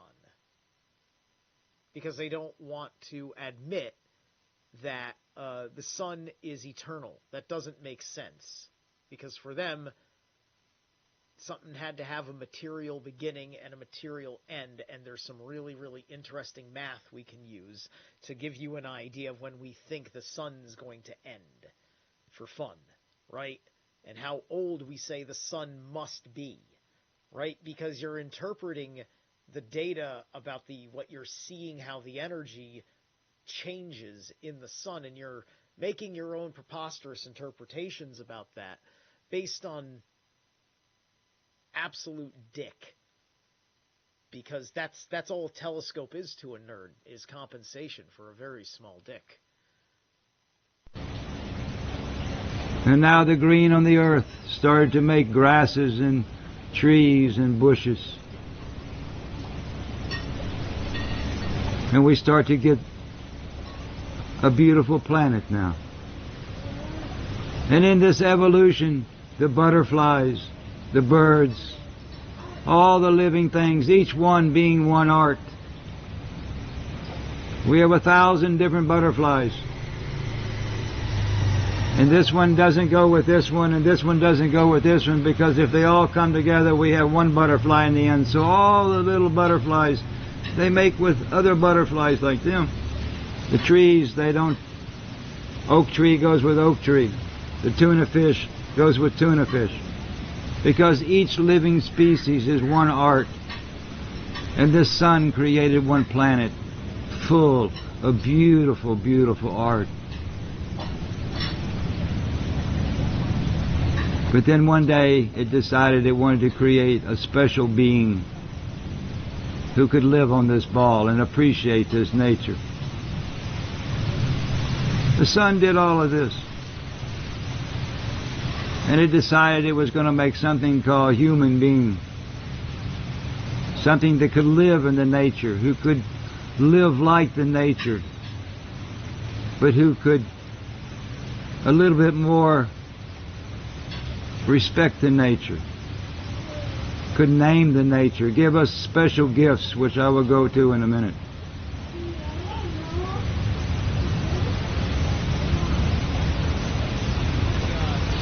Recent conceptualizations of the Adam and Eve, Genesis 1, 2, 4, whatever story, is part of the hook of the bibliodolatry associated with not knowing about what was happening when they were putting the Bible together, right? And nobody wants to talk about that because nobody wants to admit that they've been giving far too much love, trust, and respect to a group of people that really care about living up to some bad shit that they did a long time ago, right? And so instead of saying, yeah, our forefathers, ancestors were dicks and we don't own that anymore, they're just like, no, they were wonderful fucking people that told you the truth. How dare you? That's their fucking answer, right? And they use the narrative that they have force-fed to Madea to put this across. And then weaponize their fucking cattle against their own kind, trying to help them fucking chill the fuck out. But nobody wants to be chill because they've sold their will and have separated themselves from their own soul. I'm going to jump this ring and I will come back to this, where we are in this evolution, this beautiful ball full of animals and fish and plants. I will leave this ring and tell one other ring, and I will come back and finish this story. Because now we must understand about how this planet, how the original plan was. The story comes from one time we called the Paradis. In English we call it the paradise. And I'll explain where this word dice comes from. If we look at one globe of this planet today, this mother ball, in the middle of this ball there is one pole, North Pole, South Pole. We can also call this pole one ox or one axle, because our Mother Earth spins around this axle. We can also call this pole one E. In English we call it I, but E is a pole with a dot above it, like Hawaii, Del E. So E is a pole with a dot, and this E is the axle of the planet, and this little dot above it is the North Star. It's the pole star up there in the sky, in symbolic. So if we went to the real North Pole today, if you go straight up from this North Pole, there's one star called Polaris, or the North Star. And for us, the North Star means knowledge. Today, our Mother Earth, this pole, this E, this axle, it does not sit straight up and down like this. We are tilted over like this. So as our Mother, as she spins around Udin or Sulin, the sun, 6 months, the top of the pole is away from the sun. In 6 months it comes to the sun. So up in the north, in Finland, Russia, Sweden, in the winter, they have these dark, dark, cold winters. And in the summer, they have these incredible, long, long, beautiful summer days. This story says a long, long time ago. Now, it's they got these super long summer days, right? Like this is just me like asking myself, what kind of realm does the meat of the story really portray, right? Because you can make the paradise work in the globe respect of it, for sure. But then the very, very North Pole itself, where everybody's coming right out from and living right in there, pretty much, or right around it, they're going to, there's going to be a little bit. It's going to be, like if the sun's here and the Earth is here, and the rays are radially shooting out around a ball sun to a ball Earth, then you're still not getting super direct on the top or the bottom. Maybe the way the wind carries the air currents changes that equation, or maybe it's just a little bit different at the north and the south, but perfectly habitable to what is otherwise happening anywhere within the tropic region.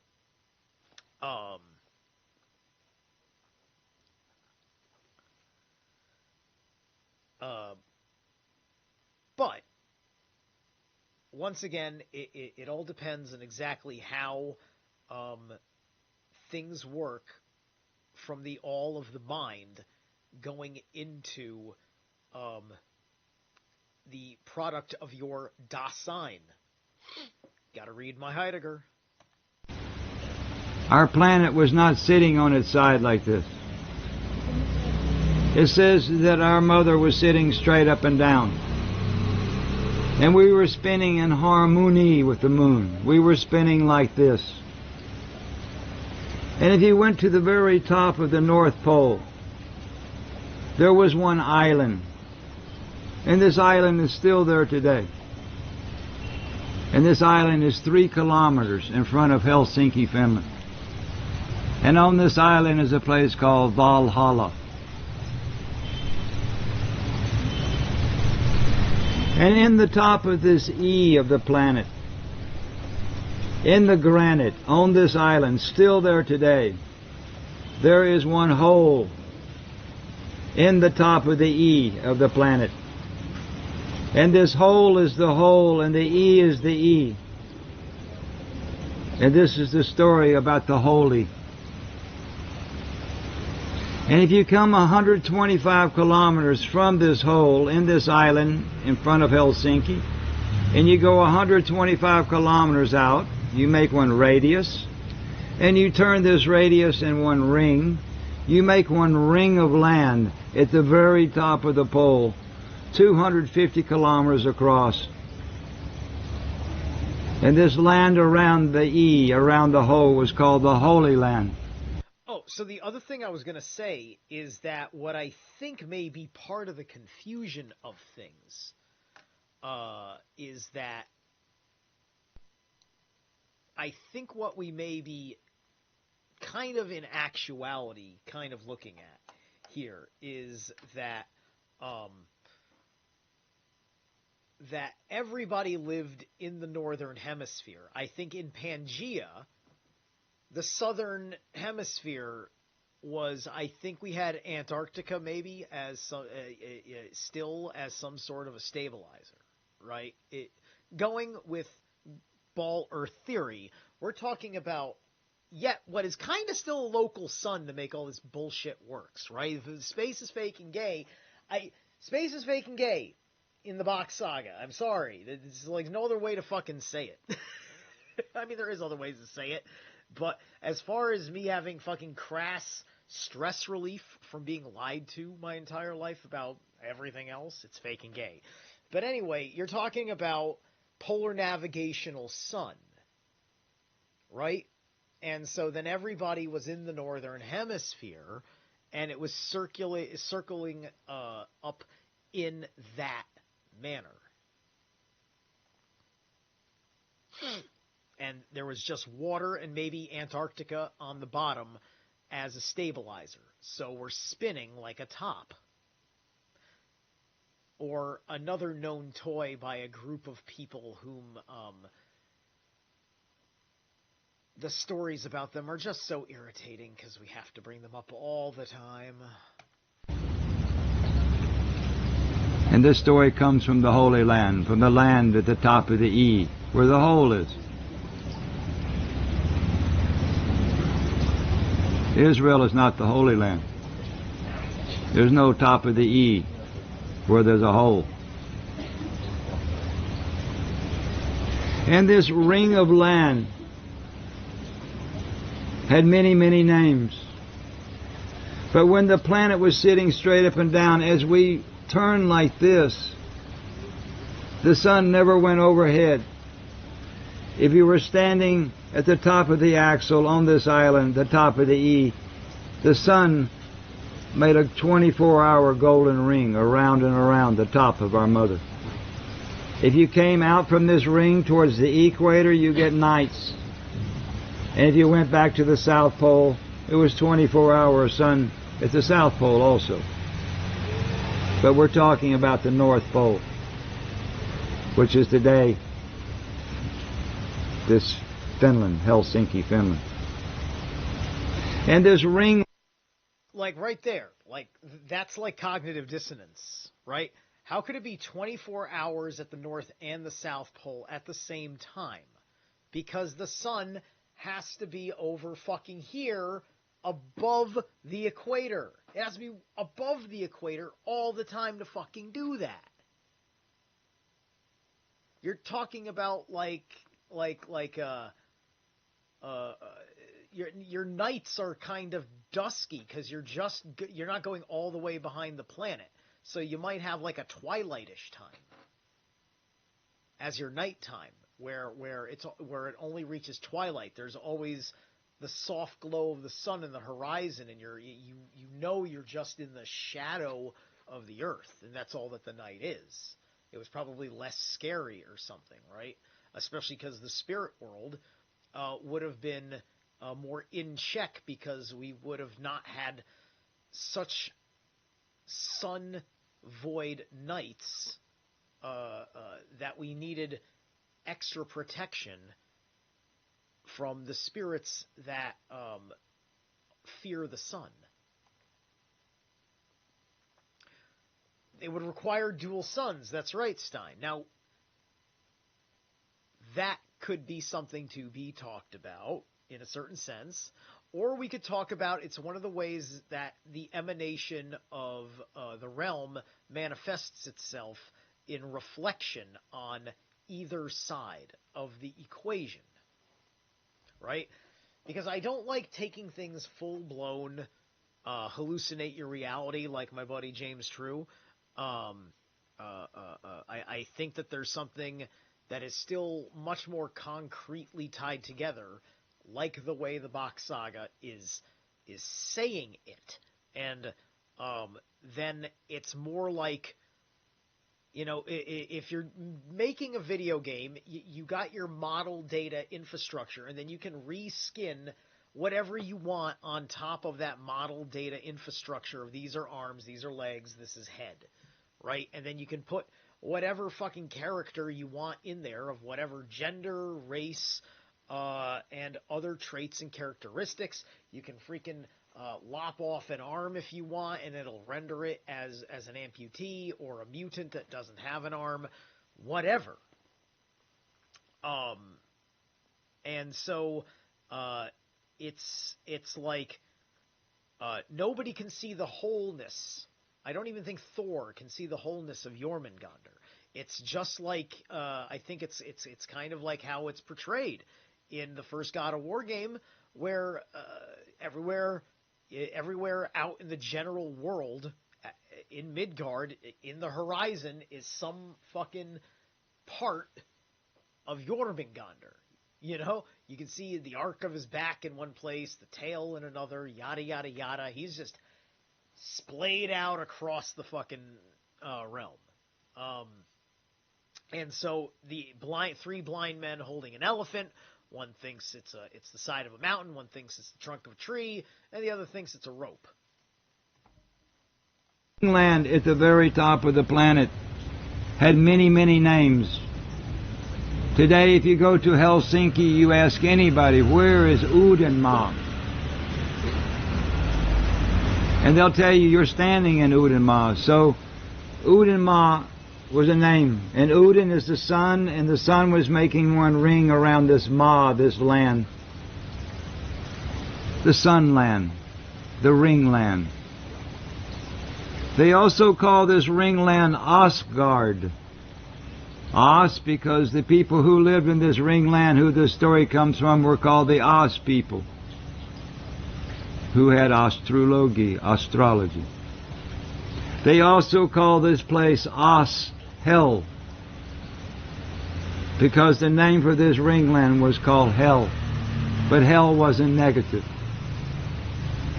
If you look into the English dictionary, there's 60 some odd words who start with hell, and only one of them is bad, and that's the Catholic. They made hell to be the worst place on the planet. But hell was the ringland, and O was the sun, making one halo, one hello. Hello, everybody. I hope you have good health. Maybe we get a little help from hell. So hell was not negative. Hell was one ringland with one sun going around and around. In these days, the whole planet was tropical. There was no ice on the planet till we fell over. This whole ball was banana, papaya, coconut. And at the top of the planet was one ring of land, completely tropical, 24-hour sun. It was the most beautiful place in the history of our planet. So hell is not a bad place in our story. And in root language, hell means complete. In German, Heil, hell, means light. And most of it's helio means sun. So this story, it comes from hell. Today it's called Helsinki. And below Helsinki, there was a country called Helvetia, which is Switzerland. And below Helvetia is a country before called Hellas, Greek. the Os people from hell, Hellas, the old Greek.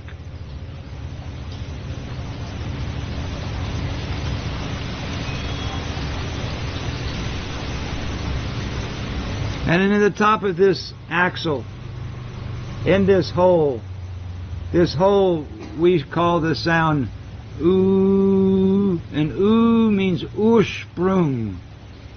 And Ursprung means the origin, where the life sprung out from, the Ursprung. And this story comes from this hole in the top, the Ursprung. So we tell you where the origin of everything comes out from.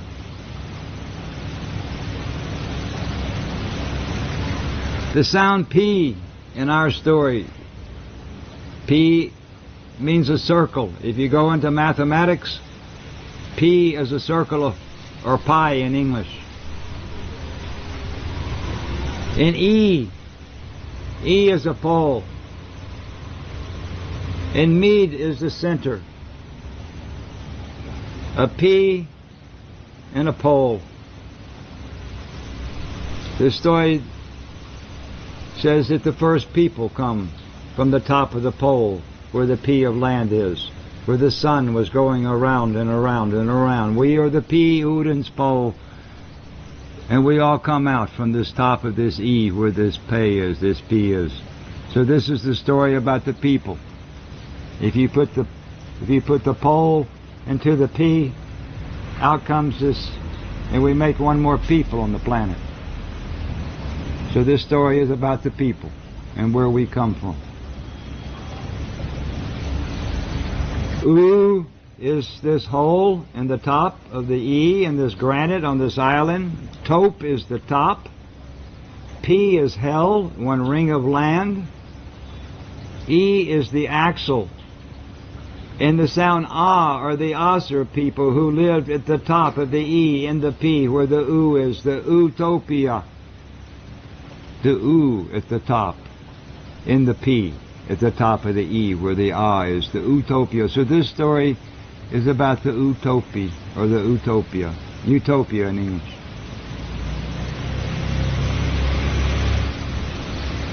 It says that the human being, we came through very many steps, through different evolution to be one human being, to be one people.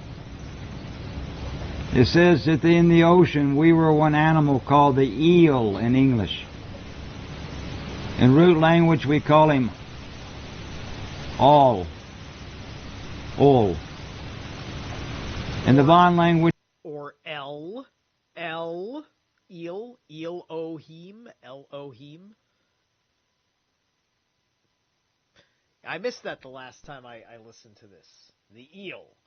So, I guess we're all snakes. We're all water snakes. which we call him Onkerios.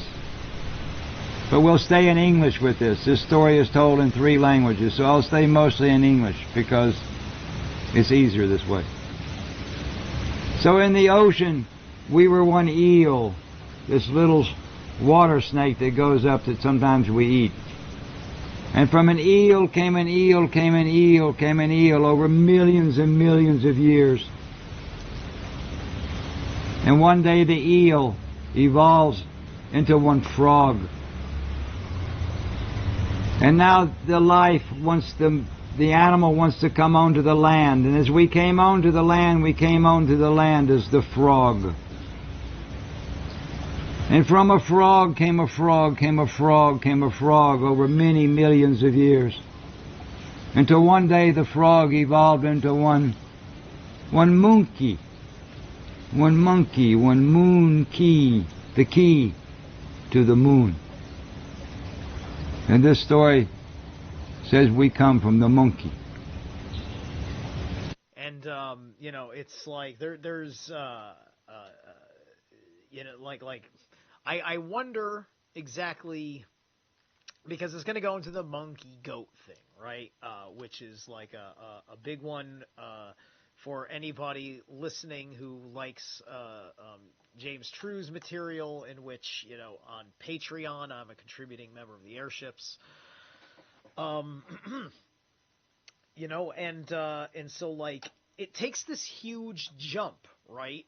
Which at the very least I like, because although it's kind of just super condensing and removing all the science out of kind of typical evolution, because it's telling it in a mythological manner, but it's just like to jump from frogs to monkeys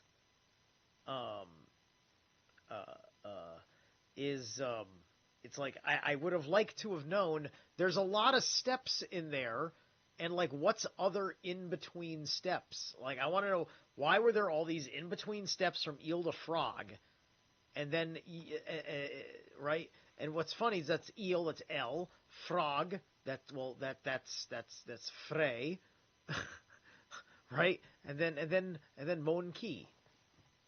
So anyway, just that's all the stuff that I like to make sure things that don't make sense don't slip out of something that otherwise is, puts things together beautifully. How's it going, May Queen? Well, this is also the sperm hitting the egg, and the sperm will be discussed at some point, which I think it will in the next few minutes, actually. Sperma, right? Because the whole issue about the word person, is going to be brought up, because the pair of sperm is the same pair as person. In the root language, we call him Appa. In the Finnish or Van language, we call him Apina. In the English, we call him ape. But in root language, he's called Appa. And so here's another important thing with Appa, right, with the ape. Old Norse has a word for this, too, it's Appa. Because I was reading and looking over the Old Norse of the story of Thor getting the great cauldron of the universe and bringing it to Asgard for the benefit of the gods, right? And so he goes to the Jotun who lives at like the edge of the world or something, where the cauldron can be taken, because he's kind of like the keeper of it, and he was described as an appa, and I double checked the translation. It was like ape, and I said, why does Old Norse have a word for ape in a land of no primates? That doesn't make sense to me, right? But the truth is that we use the word ape to mean basically a simple-minded man. Meaning that, this guy was just like, it's almost like saying an atypical Jotun, right? Not like any special Jotun of particular abilities, but just a Jotun who happened to have enough power to hold on to this thing, but that was kind of about it. I think that's kind of like the idea, right? So this Jotun, I guess, was maybe being idle with the cauldron, and when it could have been serving a divine purpose, right? And we got to forget about the personification, because in the personification of the story, it simply seems like Thor and Tyr went to go steal a guy's property. And Tyr is not going to be involved in theft of property, right? Tyr is going to be involved in matters of truth, justice, and law, and war. And our first papa was one Appa. And we all got our origin from the Appa. We're all Appa original, Aborigine, Appa original people. In the nature, animals do not crossbreed, because if they crossbreed, we lose the art forms. But the sun made an exception. It was going to make a very special being for this planet. It was going to make a pea and a pole. It was going to make a human being. And on this island, at the top of the planet, on this North Pole, there come one monkey, one Appa. And this monkey, he met with one nanny goat, one female goat. This story is called the Bock Saga. Bock is the male goat. Here in India, they call it Baccarat. In Germany, you can buy one Bock beer. He's one goat. And one day, they call it one Uden thing, one thing that the sun, it made up one day. That one Appa, one ape, he came with his something called Pili. And this nanny goat, this female goat, she had something called Pilu. In the Finnish language, Pilu is another name for the female down here. She has Pilu. So this monkey had something called Pili. He had one E, Pili. She has something called Pilu. And the monkey put his Pili into the nanny goat's Pilu, and out came the first two people on the planet. So the missing link is the goat. And when the sperm hits the egg, we call that zygote. We call our little children kids, and we call little goats kids. It's the only animals called kids. We can go much more into this linguistic, but anyway. In the animal, they do not have something what we call sperm. In our language, we don't call it sperm. We call it sperma. S-P-A-R-M-A. Sperma. Very beautiful. Much nicer than sperm. And the animal does not have sperma. The monkey does not have sperma. The dog does not have sperma. The fish does not have sperma. The animals have something called embla. It's different, and I'll explain the difference now. So, these first two children that are going to... Okay, so off the bat, like, that's another one that I missed last time I got this. Embla. There's Embla. Okay, so Asker and Embla. So, we know we've gone over and heard about Oz King, people asking things all the time, right? And then Embla. So ash and elm tree. Elm tree is named for the Embla. Let's carry on. I'm just saying that here we are, the Adam and Eve situation, yada yada yada. Going to be born in this hole, in the very top of the pole, because that's where the first two people on the planet are born. They're born in the Ursprung. And from this, the life sprung out over the planet, which I'll explain. So from this embla, in this osk, in this balls of this monkey, as this embla goes into the nanny goat, it creates two children, two human beings, the first two people on the planet. And out comes one boy and one girl. And this first boy, he is called Frey. And his sister is called Freya. And Freya, she is the first P on the planet. The P is the woman. And Frey, he is the first pole on the planet. And from Freya's P and Frey's pole come all people on the planet today.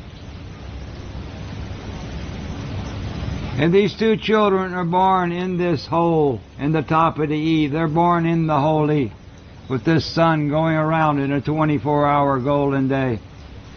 Banana, papaya, coconut. In a place called Midgard, in the middle of hell. These first two children are born in the most beautiful place in the history of the planet.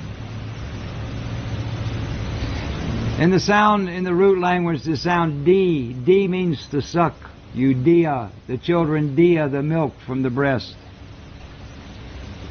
And these two children, this first boy and this first girl, this first masculine, this first feminine on this planet, they dia the milk from this female goat, their mother.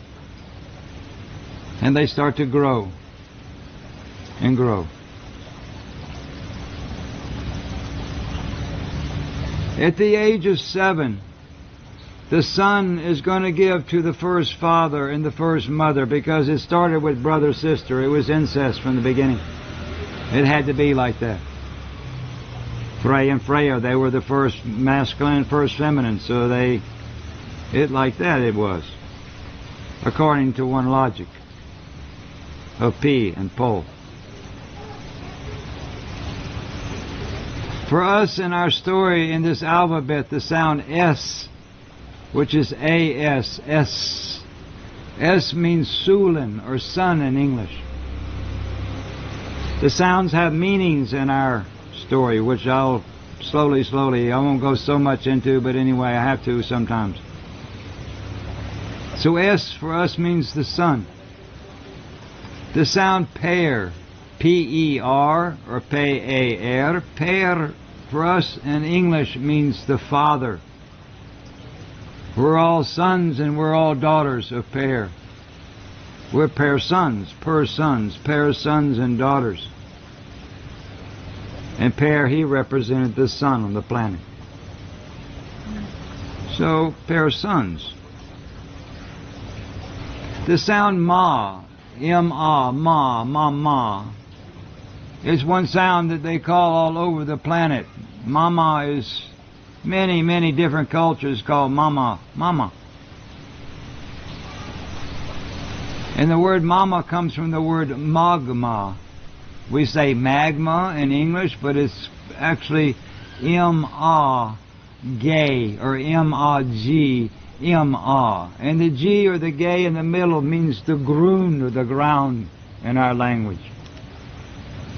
So if you pull the gay down, M-A, gay, M-A, the grund is made from magma, and it's our mama. And gay means to give, because our mother only gives to us. She doesn't take from us. So on Frey's 7th birthday, the son is going to give the most special gift that it has ever given. The son is going to give to the first pair and the first ma something called sperma, sperm. Yes, the son, pair the father, ma the earth, but also ma is Freya. She's the first ma. And in this seed given to this first father in his E is the plan for the planet. There is one alphabet. All means everybody. Fa means father. And bet means a bit or a bet. You can also bet the hook. You can bait the hook. So this first alpha male, this first alpha, this first father of all, our all-father, the son gives in his E, on his 7th birthday, 29 sounds. The first alphabet. And these 29 sounds, from these 29 sounds we call the root alphabet, the very first alphabet. All these languages on this planet today come from these 29 sounds. 23 sounds are in a ring, and 6 sounds are outside the ring. It starts at 12 o'clock with the sound E, because E, we got it through the Allfather's E in the seed. And this seed is what's going to make us different than the animals. It's a special gift, because our whole race of people will be built around this seed. And these 29 sounds, they go like this. E, A, B, say, day, A, F, gay, ho, E, ye, ko, L, M, N, U, P, Q, R, S, T, U, V, E, A. I, A, B, C, D, E, F, G, H, I, K, L, M, N, O, P, Q, R, S, T, U, V, I, A, B. They go V, I, A, V around a ring. I have a ring. It will be shown in another time. Outside. Now, I want to make an Ouroboros point that probably was better served to make when he was showing the wheel. And right now, there's no details for me to pull up. I don't want to pull up the pictures right this second. But when he tells that story, if you remember, going around the wheel, the end of the story overlaps a little bit into the beginning of the next story, right? Into the beginning of the next cycle. Right, because it kind of needs to stop at the word castle or something, right? So the alphabet being like this origin creation kind of like story for civilization, like origin civilization, not origin of creation. It's what first came out from the ordered universe that was just explained prior to this moment, right? And I think that's why we have the 12. We're a base 10 numerical system, but we are, but our cycles work better on the 369 oscillation with the 12, bringing us into the next cycle, which reduces the 3, and then the next set in the cycle reduces the 6, so on and so forth, ad infinitum, just like the circle itself. The ring is 6 more sounds.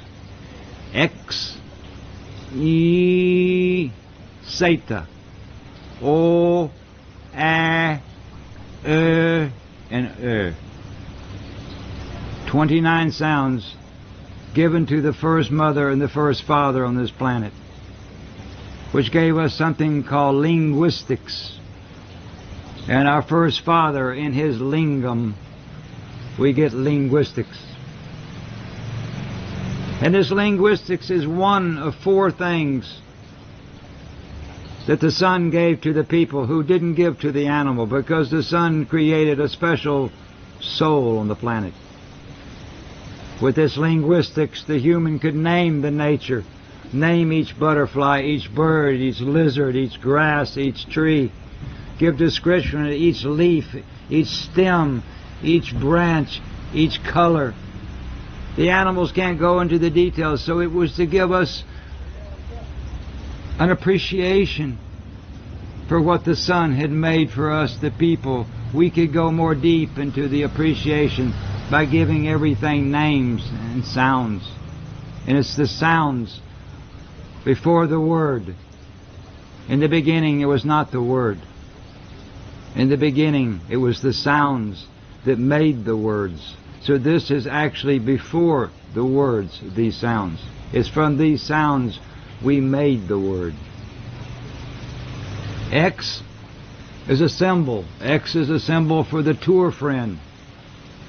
Your best friend. I'll explain tour. Yggdrasil. Y is a Yggdrasil is the ash tree. It's the world tree of all living things. There was one real tree in Finland. It was there to 1990. In one churchyard, and they cut it down. I was there 3 years ago to put my ash and my good friend Bock underneath this stump of this tree. There was one tree that was there from the beginning of time. X-E Zeta. Zeta is Z. Zeta is one flash. When you have one nice feeling with somebody, there's one flash. It's a flash between 2 people. It also means much more than that. I will maybe go in, maybe not go in tonight. X-E Zeta. O. O is a clear sound. O means river.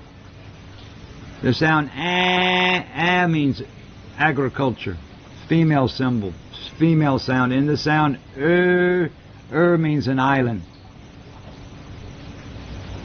In this 29 sounds, there's 29 sounds, but each sound has a mark for the sound and a meaning for the sound, like the sound ah.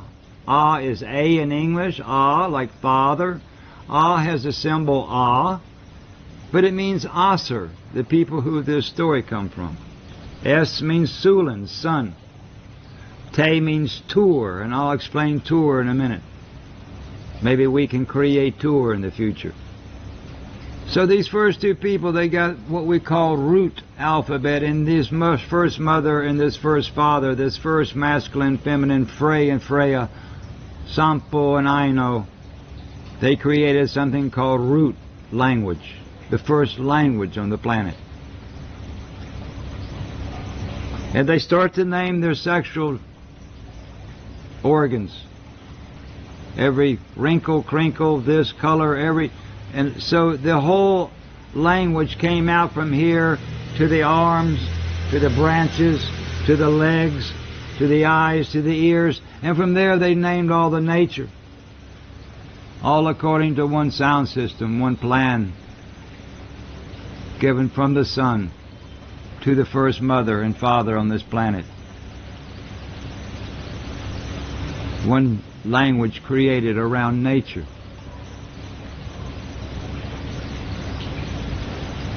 The second thing that they gave, the sun gave to the human being, the linguistics.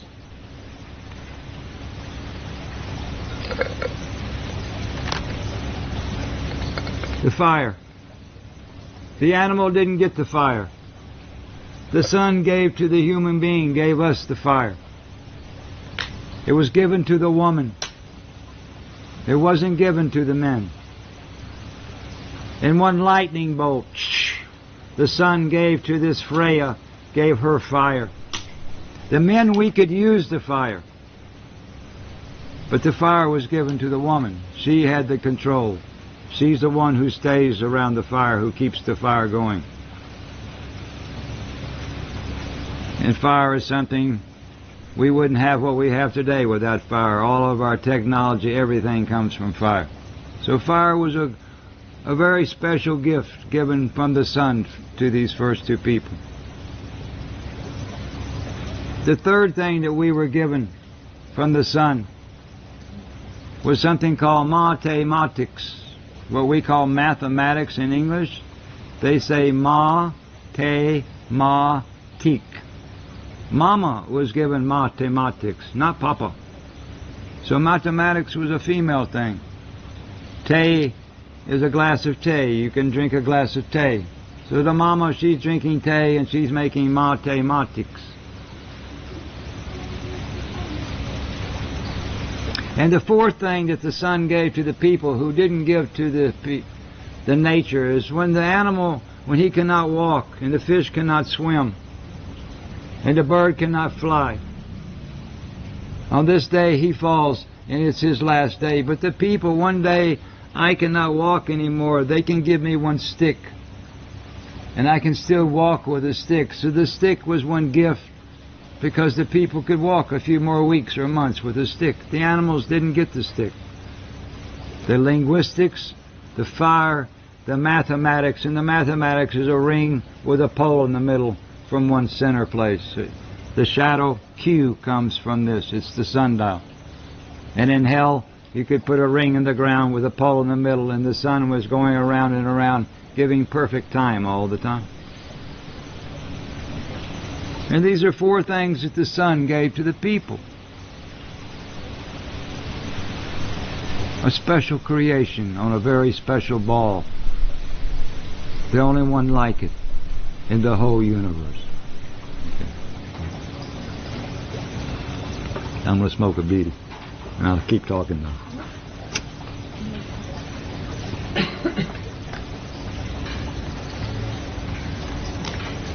Freya, the first mother and the first father.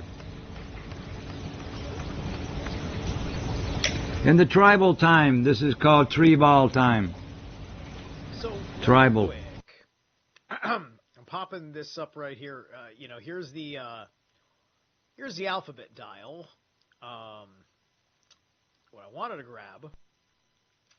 This is it in German. So Stein, you might appreciate this one. Not that I think you know German. I can't remember if you know German, but I couldn't find one of these in English. I'll get to all this. This is what I wanted. All right, so here is the meridian map showing us the original 0 meridian. There is Greenland on the right and Asia on the left. So you can see the Americas right here. Over here in the northwest, which is where they say that Helheim is. It's in the northwest. There's where you see Scandinavia, right? I can move right in. There's Potternu. And so if we go back one here, Potternu, that's Helsinki right there. So that's the spot on the map that used to be absolute 0. And so that absolute 0 moved from here. That's your 23.4 degrees right here. So this was the center, and then I think the world tree was supposed to be over here or something. I don't know if you can see my cursor, but in between current North Pole and Helsinki, somewhere in between this area is pretty much where the physical manifestation of Yggdrasil would have been. All right, so this is the Bock Saga. This is the Bock Saga map, right? For the earliest incarnation of things, right? But this is showing you it from current north position. This map, right? It's not giving us the top of the world from here, which makes all the bit of a difference. Okay. Let's jump back into the lecture. The people, we live between 3 balls, like a circus. We had a ring here. We had a middle ring. And we had a ring over here. And in the middle of each ring was a fire. Because the fire represents the sun, and we lived around the sun. The men, we had one ring here that we lived around. The women had another ring that the women. And there was a ring in the middle that we came in, we did many things together. But in this system, all the children stay with the women until 7. And at 7, the little boys came to the men's ring, and they never went back to their women's ring.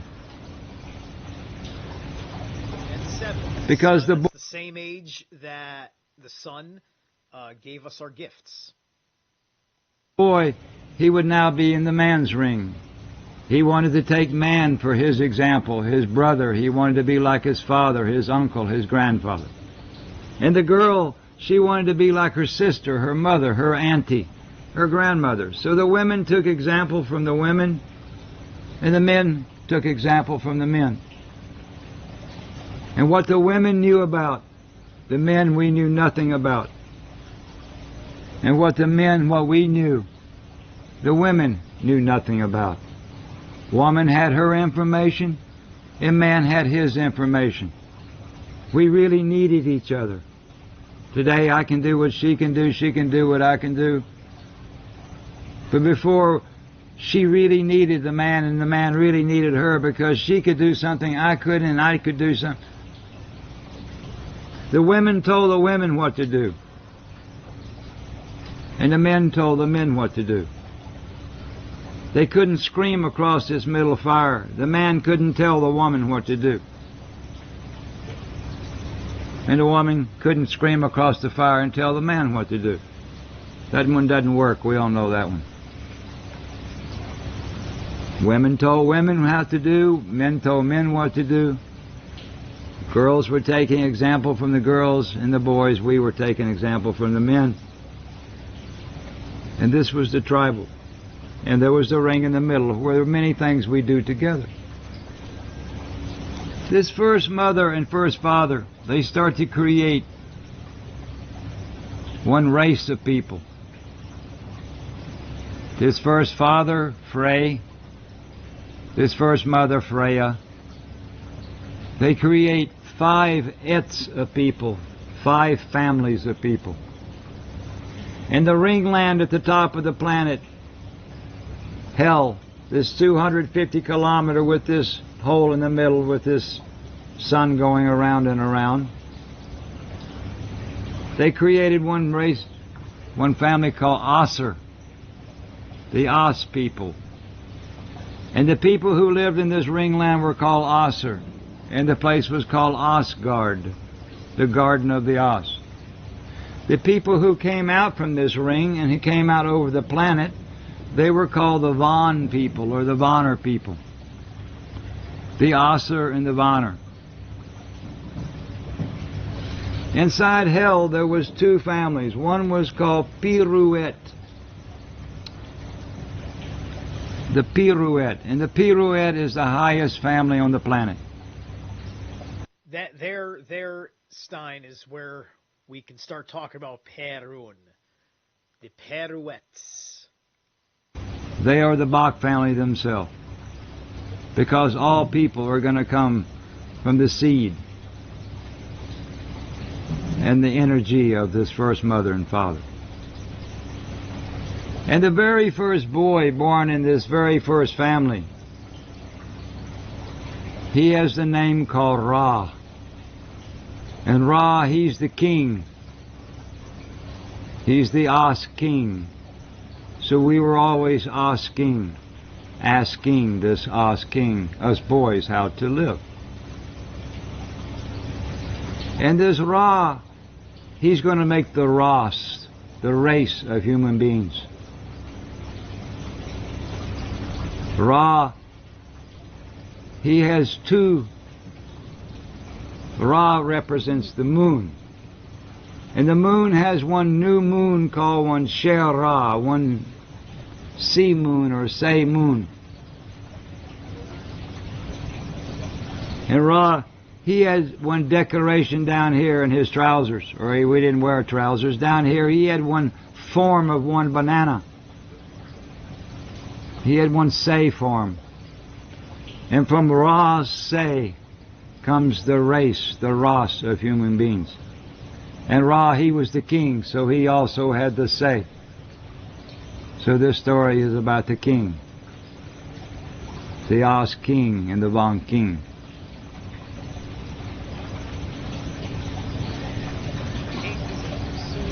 The second through the 11th son, these are the 10 brothers. This first mother, she has 12 sons and 7 daughters.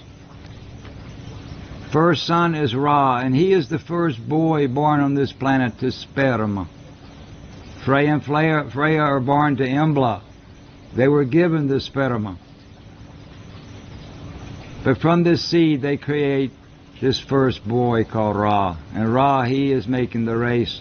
The 10 brothers in the middle, they have another function. And the 12th brother, he will be called Bock. And Bock in this story, he's the breeder. He is the goat. In Van language, he's called Lemminkainen.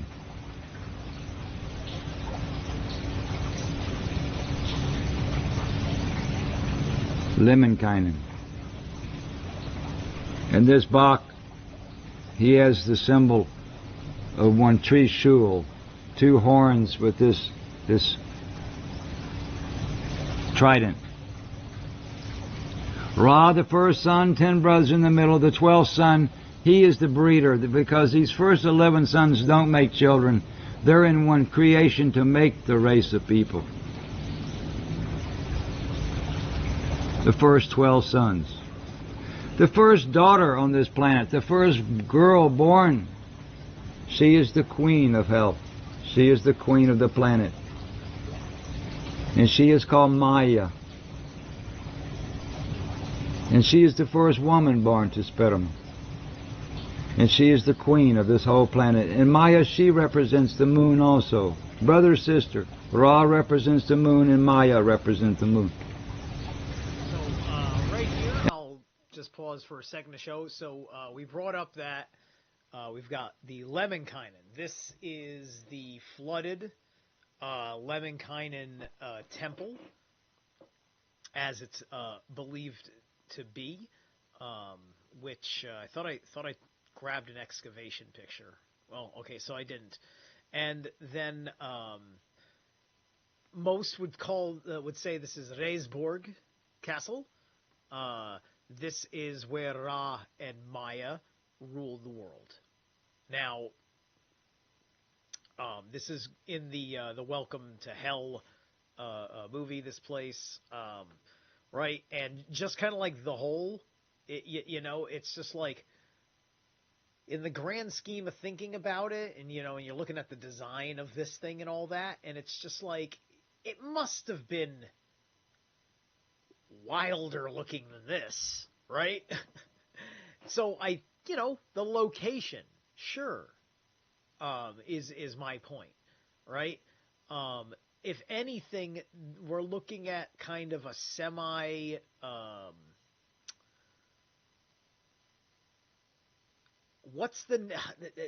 it's the name of the ship. The whole thing is just like, if over time you've replaced every part of the ship, is it still that ship, right? So I am sure that this has been reconstructed over and over and over again. To be honest with you, it probably, looked way better, right? Because I'd imagine we had amazing, perfect mathematics, right? And so, there's no way that roof was the roof of the original castle. Like, this roof is, pretty, I mean, it gets pixelated, but,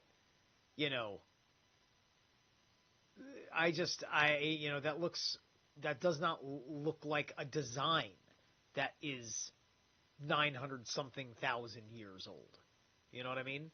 But, that's Reisborg, where Ra and Maya live. I think he mentions that in here. So I'm just getting the picture out of the way. And Maya, she has 6 sisters. And these 6 sisters are called hexa. Hexagram, hexa. And these are the 7 sisters. Maya and her 6 sisters. In root language, they call them hexa. In Von language, they call them noita. And in English, we call them witches. And these are the highest women on the planet. And these women are making the future. The men will keep the his story. But these 7 girls, they would never make children, these 7 girls. They did the astrology, they did the mathematics, and they, with their mother, they created all the future, because the women made the future. And the men, we kept the history. So this first family pirouette, 12 boys, Ra, his 10 brothers, his 12th son, the 12th brother is the Bock. He is the breeder. The first daughter, she is called Maya. And by the way, I strongly believe that is still our primordial base operating systems as men and women on this planet through all of it, is that most women, unless, most women are better at future. Most men are better with history.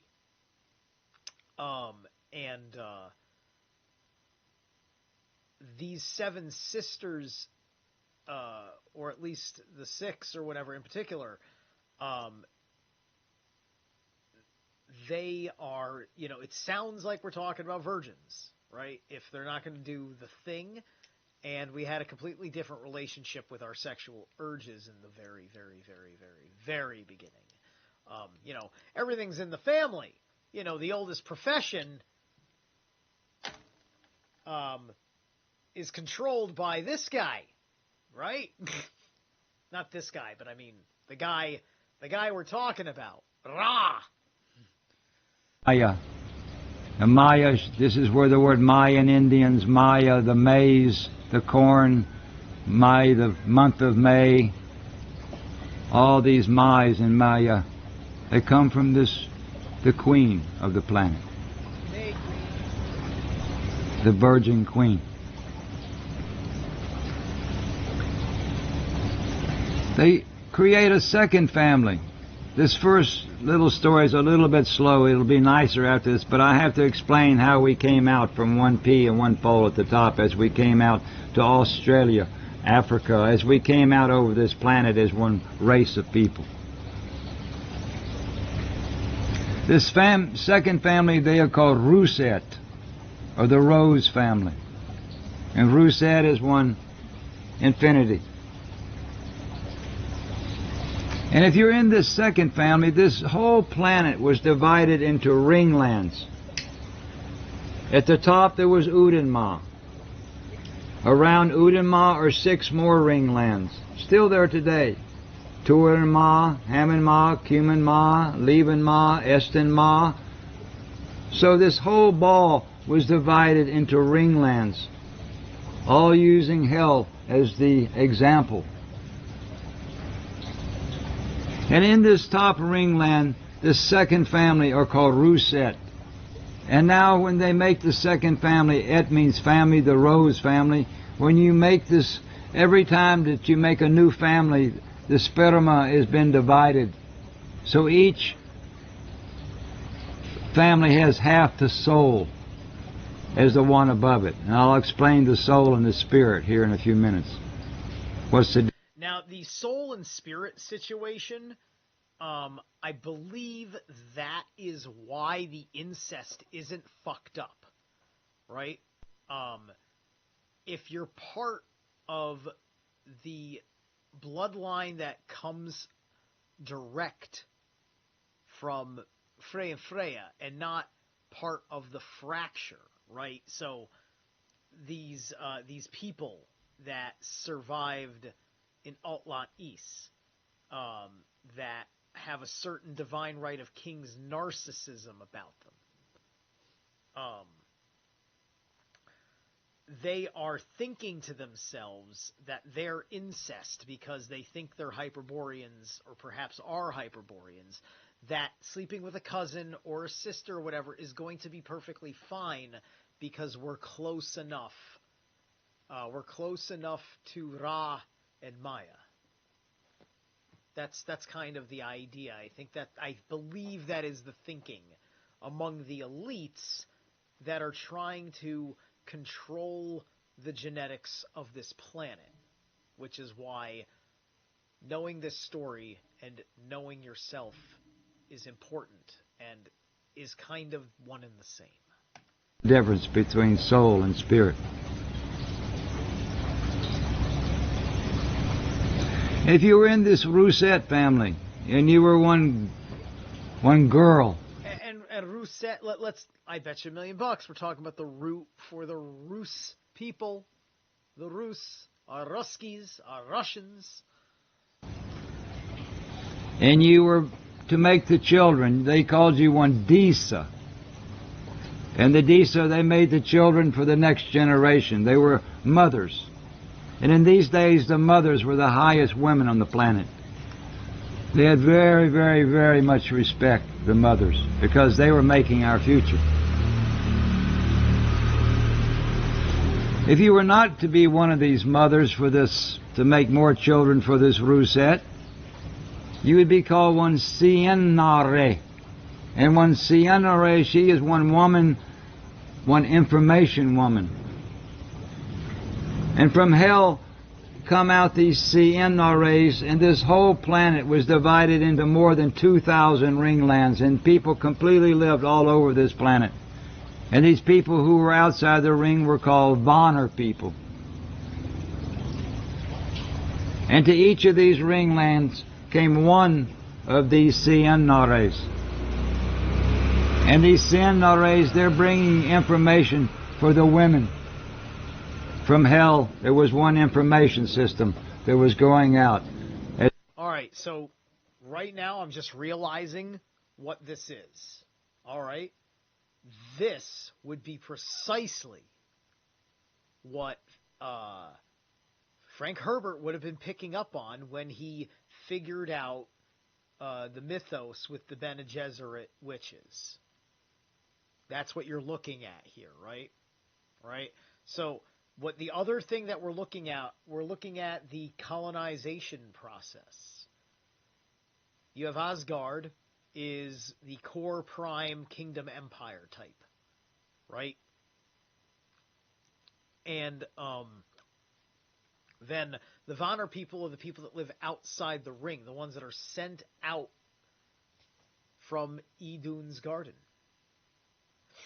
And they go out to populate in the wild, not as a punishment at all. Not even close to the same kind of relationship. And everything is well familiarly understood, right? And this story is conveying the idea that there is nothing but people with love for each other. So this isn't a matter of the Vanir people are somehow meant to be these second-class citizens. That's not really the idea happening here, right?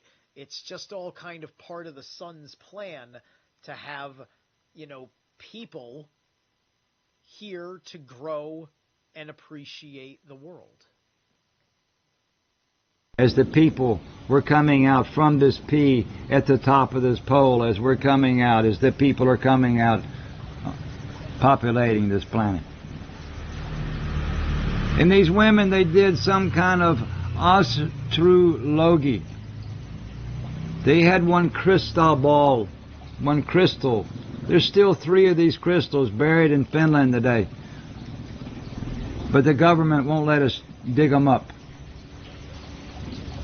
We've been trying to dig these up for years and years. In this Musée Virasta, this museum, they refuse, and the church refuses to let us dig because they don't want to hear the story.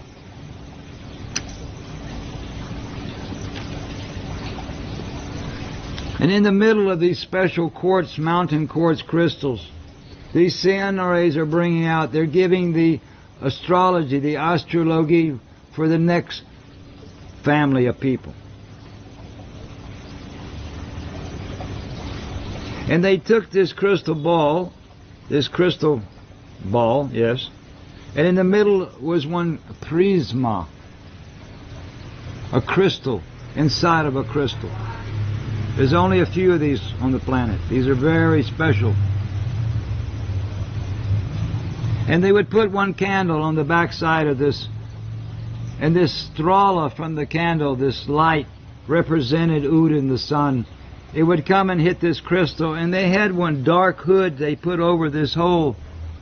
And on top of this crystal, they put the hairs of a horse, of a tail of a horse. In root language, this hair is called hor. This is one hor. We say hair, they say hor. And now, with these hors on top of this crystal, in some fashion they put, this light would hit this prisma, shoot this straw of light up into the top of this dark hood they put up, and they could look up and they could see some kind of a horoscope. Scope means to see, hor means the hair, so from this horoscope they could read the future of this next family of people. In one horoscope. So on top of this being like the origin of the crystal ball and the witches and the crystal ball, it's also you're looking at it on highly epic mythological proportions. This is like the Palantirs in Lord of the Rings, right? So it's so it's a question of where exactly did Tolkien, for a unified Indo-European mythos, come up with the idea of the Palantir? Was there the crystal ball in particular?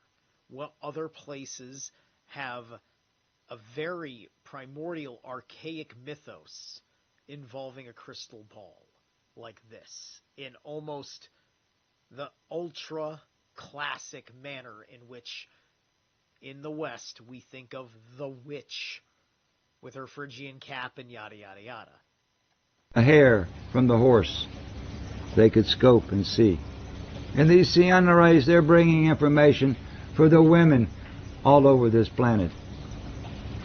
From this second family in hell, called the Ruset family.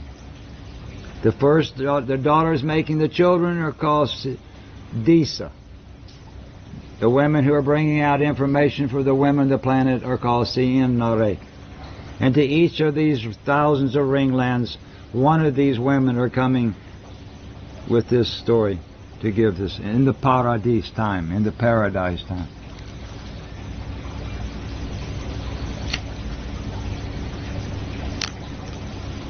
If you were one man in this second family, in this Ruset family,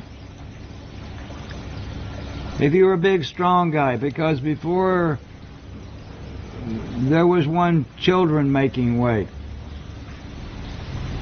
the women that were to be mothers were chosen for beauty and health. We wanted beautiful, healthy children. And the fathers, they were for size and anatomy. We wanted big, strong, beautiful, healthy children. So the men were chosen for anatomy, and they had to be a little bit bigger. The small ones didn't make the children. We were trying to create a race of beautiful, healthy, nice, big, strong people. So they had a different way of making children than we make today. And these men who were strong in anatomy, they were called Ra-bees. Ra is the king, he's making the Ras, and Bee is a little black and yellow, is pollinating the nature. So one Ra-bee, he's a breeder, he's a children maker. And these Ra-bees are coming out from hell, bringing the sperma to these ringlands to impregnate the highest class of the women in these next three families, which I'll come to. If you were a little guy like me in the second family, they called you one Nar. And one Nar, he is one information. He's bringing out information from Ra. He has the Na, the knowledge, the knowledge of Ra. He's the Nar. And Nar, he's kind of the Joker in a way. He's the Hofnar. And these Nars, they're getting the information from Ra, and they're bringing this information out in one information system to these next three ets, or families of people. So the Rabis are in one breeding system coming out, and these Nars are bringing, they're the narrators, they're the narrators. They are bringing out the stories. The women made the stories, but the men, we told the stories. As this story is today. Eeyore's mother and his sister gave him the story, but he told the story. And I listened to it. And I can never tell the story as good as him. When you came outside of this ringland at the top, if you came... And so, of course, with Tor, right there, so Tor is your best friend, but they also kind of talk about it being this power thing, right? The Nara Tor and what he just explained, right? So, you know, these are stories that are told in trust. You know, you can't tell a story like the Bock Saga to someone who is not a friendly disposition to you. It has to be somebody who sits down, likes you, wants to spend the time. You have to go over a bunch of things, you know, and you have to be interested in wisdom, not just knowledge. And so that's the Ra, the king, and then the Tor. So you know you are the deliverer of the king's story, the narrator. came out of hell.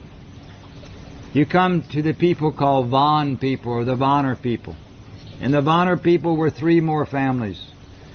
They were called Jarlet, Karlet, and Traillet. Three classes of people.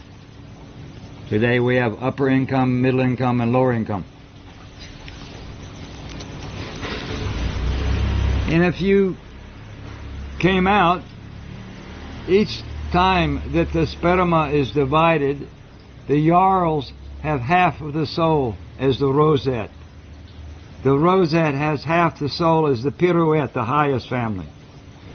Below the Jarlet is the Karlet. They have half the soul of the Jarl. Jarl is Earl in English. And the lowest is called Trail. And most of the planet was Trail. And Trail in English is called Serf or Peon. In India they call them Gati. And in this system, the lowest family, called Trail, like Australia. The Trail people, the Trail men, they didn't make children because in their balls there wasn't enough soul power to make the children. So the Trail women chose up to a car man. Val for us, V-A-L, Val means to choose or to elect. You Val. In English, you can validate something. Validate, it's valid. You Val. Valentines, you choose. So Val for us means to choose. So the Trail men, the Trail women would Val one car man. At one carn E Val. Car is the car people, E is his E, Val means to choose, so in one carnival they're choosing up. The car women are not making children with the car men, they're choosing up to the Jarl. So in this system we're breeding up. If I was a Trail boy in Australia, I understood that my father was the car.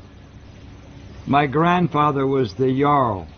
The manner in which the gods marry in the personifications of the Eddas works that way, where certain gods and goddesses are like Jotun. Like you don't see Jotun men by and large marrying into with a goddess, right? It doesn't seem to happen that way. It seems to go the other way around. Right, and that goddess or whatever is usually a Vanir, right? I brought up Njord earlier, and Njord was married to Skavi, and although I as I understand it didn't work out anyway. And Skavi as a goddess was also a Jotun. She was a Jotun that had the genetic stock to birth a god, and that is why there was some sort of consummation between them, right? Or to at least birth something that is great in the world. And then you have the Vanir that marry into the Asir, very similar, of course, that you have with Freya, going into the court of Odin as a consort, as a second, as practically a second wife, so on and so forth. My great-grandfather was the Robbie who's bringing the seed down. And my great-great-grandfather was the Bock who's sitting on top of the rock at the top. If I was a trail boy in South America, I understood that my father was the car. My grandfather was the Jarl. My great-grandfather was this Robbie coming down from hell bringing the seed. And my great-great-grandfather was this Bock sitting on top of the rock at the top.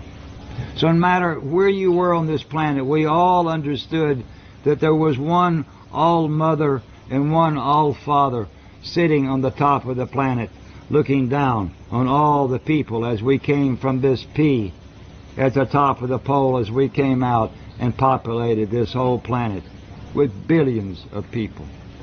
This is the story of us, the people.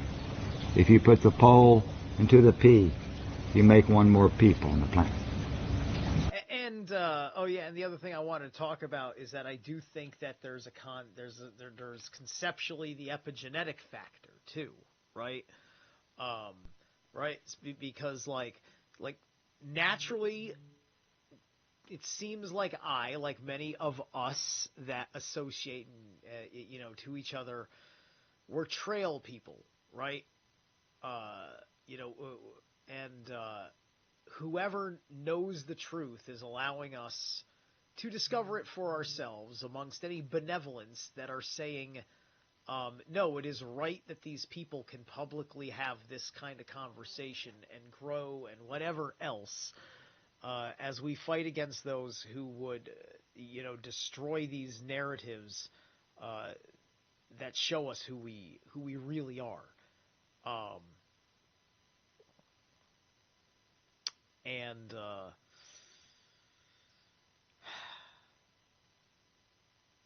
And there's so much to be said about it, and let's get this last 3.5 or so minutes over with. Pirouette, Rosette, the Osser people.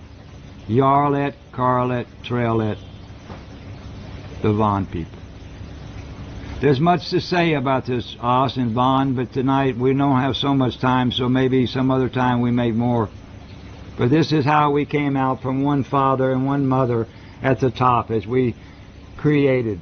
And the symbol of hell, they took one tree up on this island at the top with this sun going around, and they cut the crown off this tree, and in this stump they put one metal post, and they created one metal ring made from metal with a steel cross in the middle, with a hole in the middle, which represented hell, because hell was a hole with these lines going down as meridian lines or meridian lines. So this whole planet was divided into 4 pieces if you bring a line from this whole 2 directions. So the 4 corners of the world all meet at the North Pole. And they put this steel ring on top of this peg. It was in the top of this tree, and from this steel ring there were 4 little pegs going a little beyond the ring. And they put the crown back on the tree. So there's a tree with a steel post with a ring in the middle, and from these 4 pegs they put a paper bow, 4 bows. And they filled these 4 bowls full of something called swavel. And swavel in English is sulfur. This is stuff that smells so bad in the match. And they put the fire to these 4 bows, and this wheel would start to spin slowly and faster and faster. And as it started to spin, these 4 bows blew out, and this fire was going in a huge ring around and around, shooting fire, shooting light in all directions. And it was called the life wheel, the light wheel. As the human being, as the race of humans are coming out from the top of the planet, it represented the light as the people were coming out over the planet. And it's called the swastika. Swavel is the sulfur, the stika is the stick. So the word swastika was the symbol of hell. It's called the life wheel, the light wheel.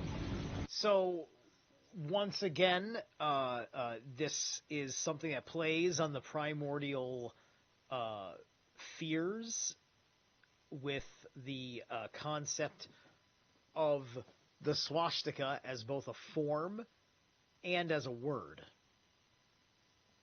Right? New Schwabenland. That's the schwa, right? So they want to project the terrible story from whatever the hell was going on in those years in our history of that war and before that war, with what we're trying to do. And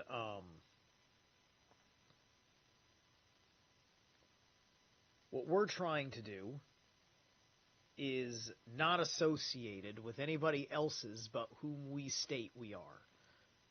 Anything I'm talking about here is not to be associated with anything else I can't verify, and I am not associated with any groups. So, I'm associated with the Temple of the White Dragon for sure.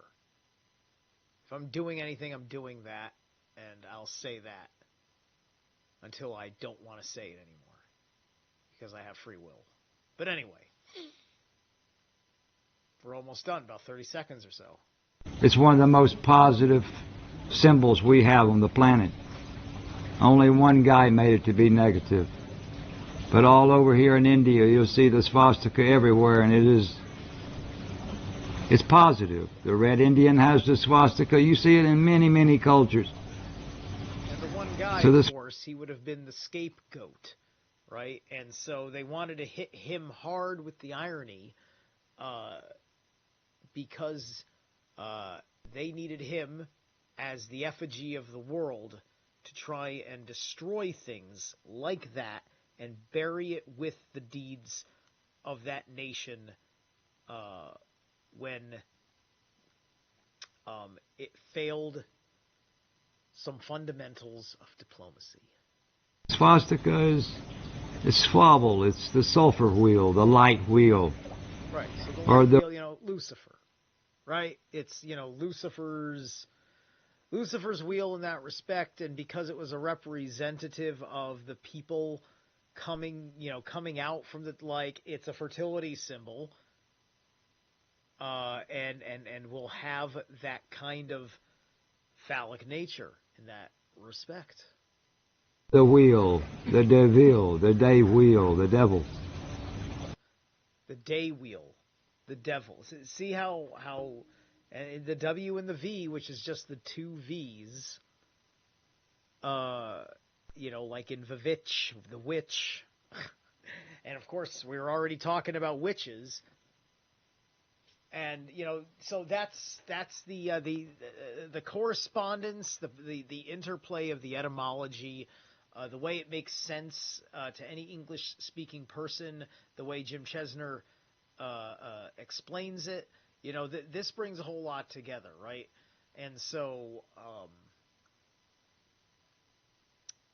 there's two more parts to this, and I'll let you know, like I always do, when I'm ready to get into part 2. So, guys, thanks so much. I am going to play us out with another song. I gave us that folky shit in the beginning. Now I'm going to give us some heavy shit. Here's some Verakalpa.